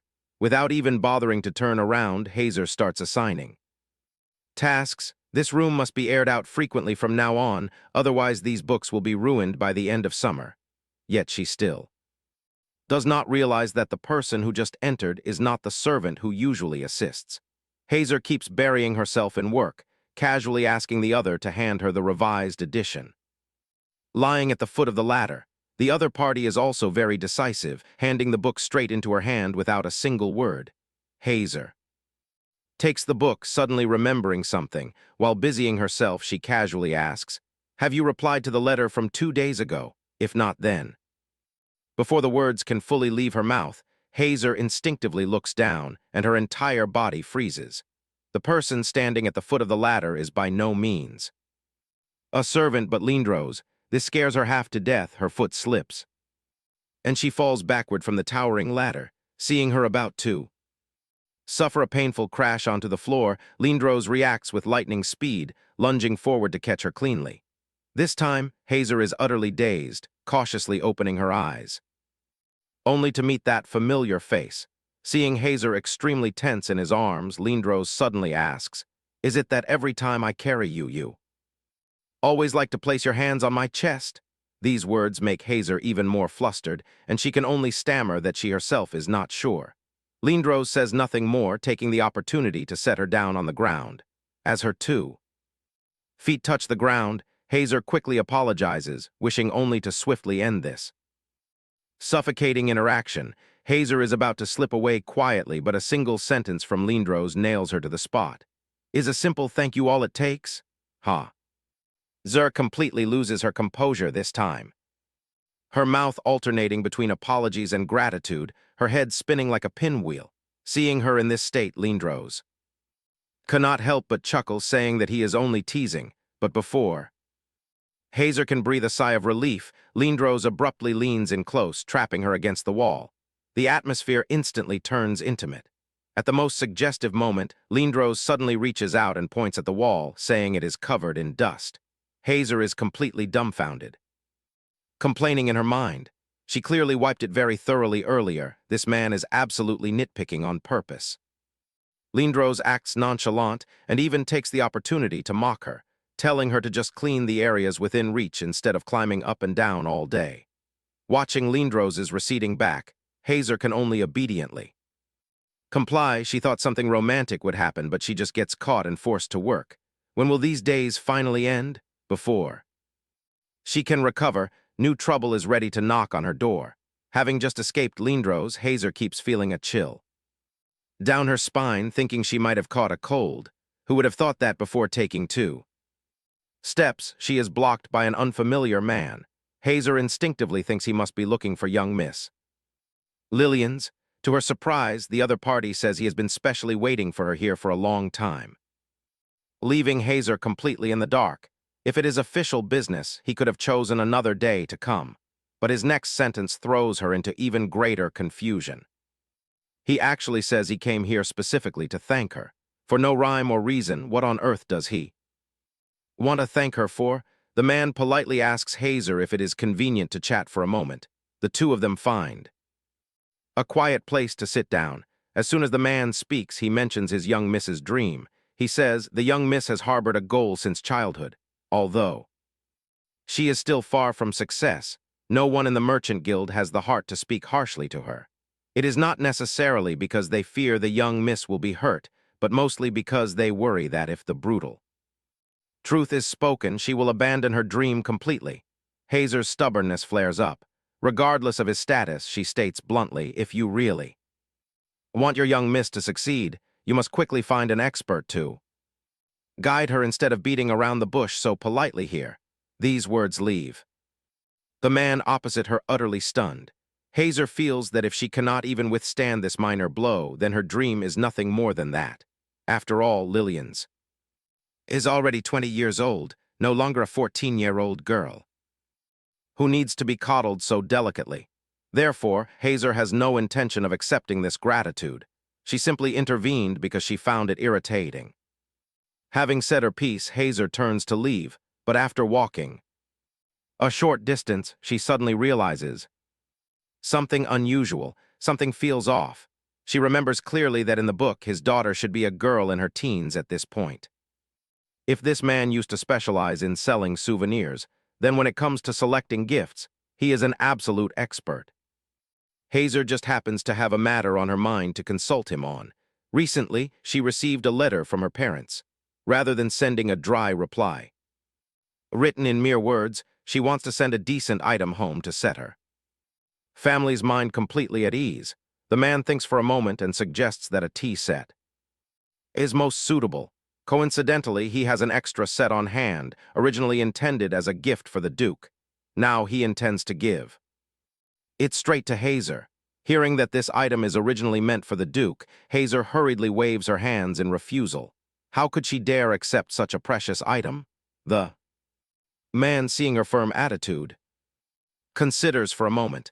If giving it directly is inconvenient, it is better to handle it another way. Before long, Hazer returns to the garden where Lillian's is already waiting for her. It seems the previous suggestion helped her find a solution. That man actually suggests that Hazer temporarily serve as an advisor for the young miss until a suitable person is found. Originally, she only wanted to lend a helping hand, but the moment Hazer gets to work, she leaves Lillian's utterly stunned. Lillian's looks at the stack of documents in her hands, unable to believe that Hazer is actually so proficient in bookkeeping, repeatedly praising her as being capable of doing anything. Hazer can only respond, casually saying she only knows a little. In truth, she knows very well that dealing with numbers every single day in her past life has long bored her. But compared to doing laundry and chores, this job is indeed much more relaxing. But before she can breathe a sigh of relief, the real challenge is only just beginning. Cyrus sits there regally, telling Hazer to just focus on her work and ignore him since he plans to rest today anyway. Hazer inwardly laments. This posture of his is no different from a boss personally supervising the work. Besides, is there any day this guy does not rest? It has indeed been a very long time since he last showed his face, yet Cyrus acts completely nonchalant, retortingly asking, "Is that so?" Hazer has figured him out. This man lives entirely at his own pace, not caring in the least about the gaze of others. However, seeing his complexion looking much brighter than last time, Hazer inwardly breathes a sigh of relief. Yet she herself is not doing very well at the moment, her stomach aching dully, and to make matters worse, she has caught a cold. Just as she is forcing herself to work, Cyrus suddenly stares at her ledger, asking a question that makes her heart skip a beat. "You didn't graduate from the Imperial Academy, did you?" Cyrus looks at the notebook and asks her from whom she learned this method of calculation, even suspecting that she is his junior from the academy. This time, Hazer only now realizes, oh no, she completely forgot that the calculation methods of this world are different from her past life. Her secret is exposed far too quickly, leaving her with no choice but to grit her teeth and reply that she probably did not graduate from there.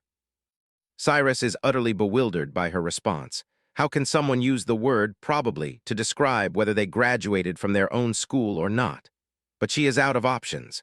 How could she possibly know how the original owner of this body lived?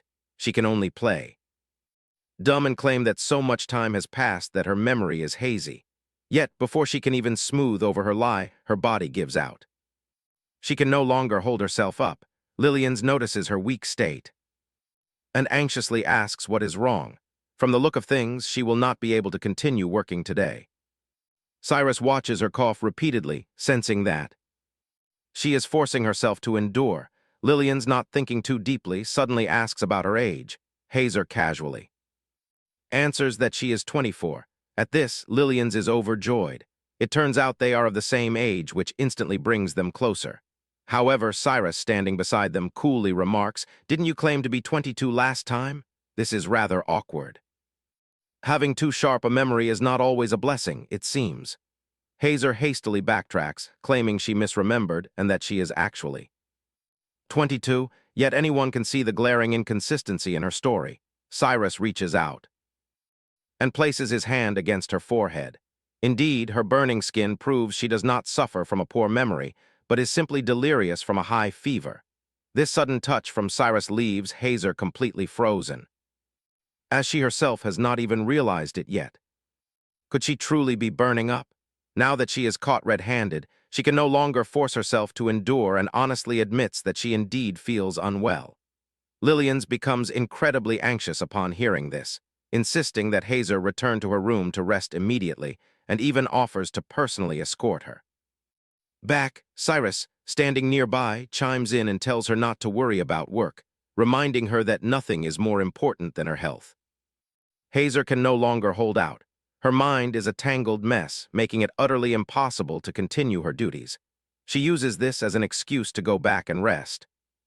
First, Cyrus claims he only worries she might faint and cause him trouble, but the look in his eyes suggests otherwise. Hazer is truly delirious with fever this time, looking at Cyrus, her vision blurs and doubles. She even wonders why there are suddenly two Cyruses in front of her. Before she can process this, the world begins to spin violently. Lillian's and Cyrus cry out in panic. But it is already too late. Hazer only sees the world fade into black as she collapses to the floor. Her sudden collapse sends everyone into a panic. But thankfully, she finally regains consciousness. As she opens her eyes, the first thing she sees is that familiar face. Murray dazedly calls out to her sister, who gently responds, "It is me." The constant weight in her heart finally lifts. Her sister continues, "I am your only sister in this world." Yet just as the moment overflows with warmth, everything shatters in the next second. Her sister fiercely grabs Murray by the collar. "Why do you mock me? That haughty gaze of yours makes it seem as though nothing can be hidden from you. It is truly infuriating." Before Murray can react, she is violently shoved against the wall. This harsh shove shatters the very last remnants of sisterly warmth. Murray can only watch helplessly as her sister turns and walks away without looking back.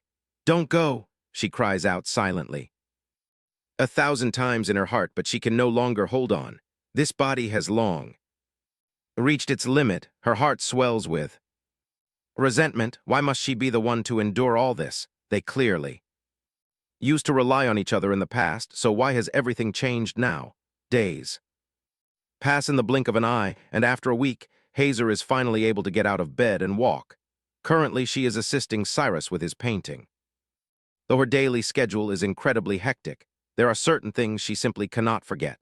Holding the palette, Hazer quietly complains to herself. It turns out her sudden collapse that day was merely due to a common cold coinciding with her menstrual cycle. It is an embarrassing explanation even to her, yet she completely shut down in front of everyone over such a minor issue. Cyrus sighs as he paints, remarking that Hazer's stamina is far weaker than he imagined. Hazer does not reply. She only feels that during her faint that day, she had a very long dream, though she cannot recall what happened in it no matter how hard she tries. A hazy silhouette flashes across her mind, leaving her with a persistent feeling that someone was there when she collapsed. Cyrus pauses his brush and asks, "What is wrong? Do you still feel unwell?" Hazer shakes her head. "No, I am just a little tired." Cyrus instructs her to eat properly, noting that she has lost far too much weight since they first met, even though she rarely Exercises, her appetite grows smaller by the day. If she continues like this, a mere gust of wind might blow her away. Hazer wonders aloud, how? Do you know that I do not exercise? Cyrus smiles. I make my living by painting people, so I naturally possess a keen eye for such details. Hazer stares at him in a daze, finding his smile to be the spitting image of Lindrose's. Looking at Cyrus's face, a surge of frustration rises within Hazer. Their relationship is truly too complicated for words, especially whenever Cyrus is mentioned, Lindrose's gaze turns cold to the bone. Lately, he has even been pushing his luck, teasing her at every opportunity and leaving her so exasperated that she desperately wants to pinch his handsome nose. Despite her immense reluctance, she must still remember his life-saving favor. Deeply, as Hazer mixes her colors, she wonders why Lindros happened to appear at the exact moment she collapsed. That day, is it truly a mere coincidence? As he passed by, or is he looking specifically for her? A sudden thought flashes in her mind. Has Lindros seen through her true identity? Once this seed of doubt is planted, she cannot shake it off. Her hands begin to tremble, throwing off her mixing. Cyrus sets his brush down with a sigh, remarking that his inspiration today is dreadful, making it impossible to continue. Hazer casually asks, "What is wrong?" Cyrus looks out the window and replies, "Perhaps the weather is too beautiful, distractingly so." He gestures for Hazer to stand beside him. The two of them stand side by side, silently gazing at the scenery outside. But then Hazer's attention is caught by a scene in the distance. Is that not Lillian's and Lindros? Standing beside her, Cyrus idly remarks, "Their relationship seems rather intimate, does it not?" Looking from afar, Lillian's and Lindros standing side by side truly look like a match made in heaven. From the look of things, they have indeed been spending a lot of time together lately. Hazer looks out the window, feeling a heavy weight lift from her chest. It seems her past anxieties were nothing more than her own overthinking. However, Cyrus wears a look of utter distaste. He can hardly believe his eyes. In his mind, Lindros is not the type of person to ever show such an expression just because he is taking a stroll with a woman. Could he perhaps have a stomachache from breakfast? The stranger Lindros acts, the more suspicious Cyrus becomes. He turns his head and suddenly calls out to Hazer. Cyrus suddenly adopts a highly grave expression, telling Hazer to remain calm and listen. But then he blurts out that there is a caterpillar on her shoulder. Panic-stricken, Hazer asks with a tremble if he is playing a joke on her. Cyrus maintains his serious facade, adding that it is his first time seeing such a massive caterpillar and that it certainly was not there a moment ago. Hazer is frightened out of her wits, frantically asking which side it is on. Cyrus tells her to stay still so he can remove it for her. What is supposed to be a rather alarming moment, however, turns into an opportunity for him to lean close, instantly erasing the distance between them. The mood shifts so rapidly from a discussion about bugs to an undeniably intimate scene. Holding the tiny caterpillar between his fingertips, Cyrus comforts her. "Look, Hazer, it is not poisonous. Do not worry." Hazer finally breathes a sigh of relief, having been dreadfully frightened. Yet Cyrus shows no intention of pulling back. Instead, he leans even closer and suddenly asks, "Are you wearing perfume?" Hazer tenses up, quickly explaining that she is not, worried that she might carry some strange odor. Cyrus smiles. It is actually a very pleasant scent. Right after that, he changes the subject, asking how long she plans to hold on to him. Hazer, still dazed, asks what he means. Cyrus points at his chest, and only then does Hazer realize she is clutching his vest tightly with both hands. This is truly embarrassing. Cyrus gently warns her that she should not pull on people's clothes like this when she gets frightened. "It is fine with me, but if it were anyone else, it would be difficult to explain." At his words, Hazer freezes, thinking back to when Lindros said something similar. He mentioned that every time he carries her, her hands instinctively cling to his chest. It seems these little subconscious habits are things she is entirely unaware of. To ease the awkwardness, Hazer quickly changes the subject, asking Cyrus why he has not brought any models around lately. Cyrus acts surprised and says, I am currently focused on my own work, so I have no need for other models. Yet neither of them notices that from a window not far away, an intense gaze is locked onto them. Lindros stands shrouded in the shadows. Taking in the entire scene, Cyrus looks down at the heavy box in his hands. Are you sure you want me to send this? Hazer nods. Yes, indeed. As it turns out, this tea set was a gift to Hazer from that man the other day. Apparently it was meant for the Duke, but since there was an extra set, he simply gave it to her. Hazer never expected the gift to be so grand. Cyrus now finds himself in a bit of a tight spot. He originally assumed that the package for Hazer's parents would just be some light jewelry, which was why he offered to help. Hazer quickly apologizes, explaining that she only wants to send it home as soon as possible and has no other option. Staring at the exquisite yet bulky tea set, Cyrus is momentarily speechless. Being honest, Hazer insists she will pay for the shipping herself. Cyrus, however, is generous enough to pat her head. Since I offered to help because of your predicament, let's not speak of money. Just give me the address. Once Hazer hands over the address, Cyrus idly asks if she grew up by the sea. This question catches Hazer off guard once more, and she can only give a vague answer to change the subject. Watching Cyrus's retreating figure, as he walks away with the box, Hazer feels entirely uncertain. To be truthful, she has no idea if that address is actually Hazer's hometown. She merely made a wild guess based on the postmark of a letter. In hindsight, such a childish attempt seems utterly absurd. All this time, she has been too preoccupied with the main characters to remember that the body she now occupies once had a life of its own, yet she knows absolutely nothing about the real Hazer. Hazer suddenly realizes a grave issue. If her soul is currently controlling this body, once this thought takes root, she cannot suppress it. Gazing at her reflection in the mirror, she constantly feels an invisible barrier separating them. Where has the real Hazer gone?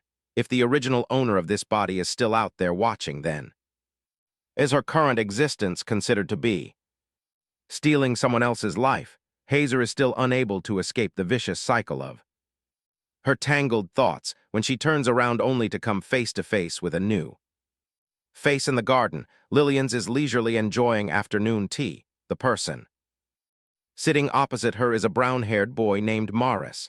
Lillian's introduces him, explaining that this child is specially dispatched by the Merchant Guild to deliver the account books, and despite his young age, he is incredibly resourceful in his work. Hazer hesitantly offers a greeting, but Morris, busy devouring the pastries on his plate, merely responds with a grunt. Lillian's trip to the city clearly yields a bountiful harvest. Aside from business, she also conveniently brings back a heap of exquisite items. The garden is lively once more, but Lillian's keeping this child behind is likely for more than just drinking tea. Lillian's acts very generous, casually sliding the plate of pastries over. Hazer, don't just stand there watching, hurry and taste them while they are hot. Taking a bite, Hazer feels like she is ascending to heaven. This heart-melting sweetness truly feels like a symphony playing in her mind. It is no wonder she is so thrilled. Ever since she transmigrates here, her daily meals are either a reheated thin soup or bread as hard as a rock. She has almost forgotten what actual sweets taste like.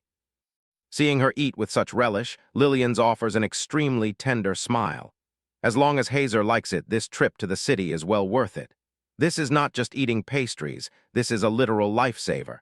Hazer's mind is currently completely immersed in this long-lost feeling of pure bliss.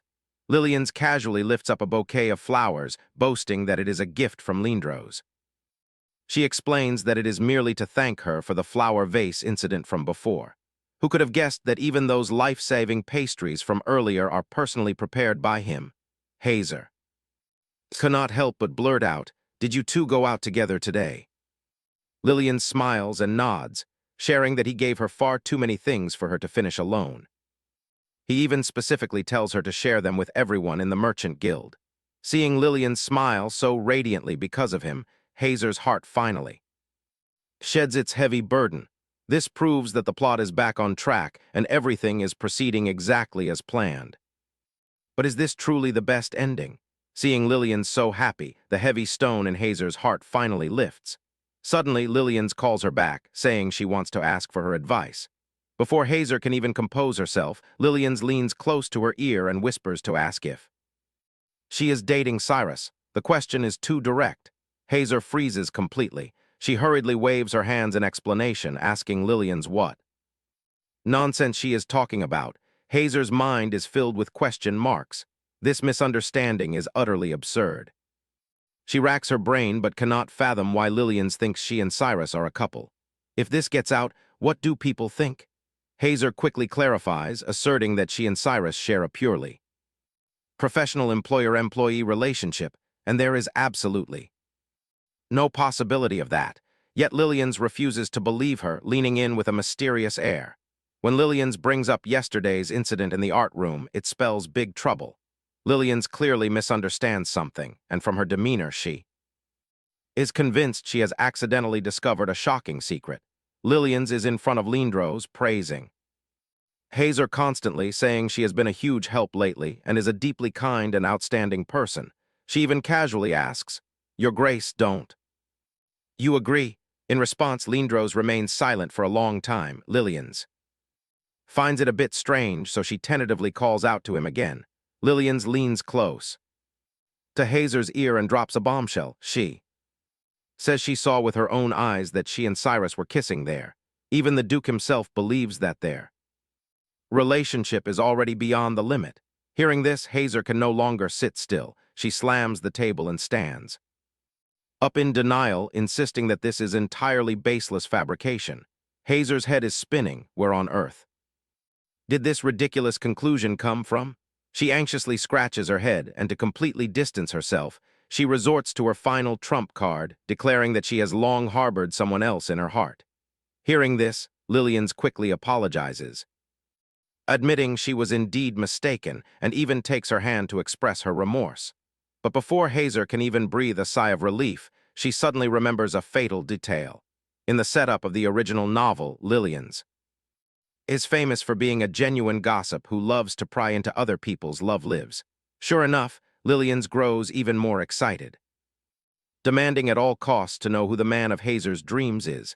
This gossiping spirit of Lillian's, once ignited, is truly relentless. She clings tightly, determined to find out the truth. At this point, Hazer is so regretful she wants to beat her head against the wall, intending to dispel a rumor. She ends up digging an even bigger hole for herself. With immense effort, Hazer finally manages to escape that place of gossip. Now she only wants to flee back to her room to hide, never wishing to mention that cursed dream man topic again. However, the moment she steps upstairs, she senses something is amiss in the air. Who could have guessed that Lindros is actually standing right ahead of her? The crucial point is that his current position is incredibly delicate, right in front of the late Duchess's bedroom door. In the dead of night, standing guard there, what on earth is he doing? Seeing Lindros standing there in a daze, Hazer instantly understands everything. He is longing for his mother. After all, on his 8th birthday, he loses his most beloved relative forever. At times like this, it is best not to disturb him. Hazer lowers her head, intending to slip away quietly, but the moment they brush past each other, Lindros suddenly speaks. He asks coldly, "Did you kiss him just now?" As these words slip out, Hazer is completely dazed. It turns out that even the absurd rumors Lillian's fabricates, the Duke actually believes them. This time, the misunderstanding has blown entirely out of proportion. Hazer frantically explains, asserting that the Duke must have missing. Cyrus was only helping her remove a caterpillar. Forget kissing, she has not even held his hand. Hearing this, Lindros merely offers a faint reply, "I see." Yet he clearly does not intend to let the matter drop here. He shifts the topic and asks Hazer if she is aware of that rumor, the one about the master of this manor who, at the age of 20, lost his mind entirely because he fell in love with a woman of his dreams.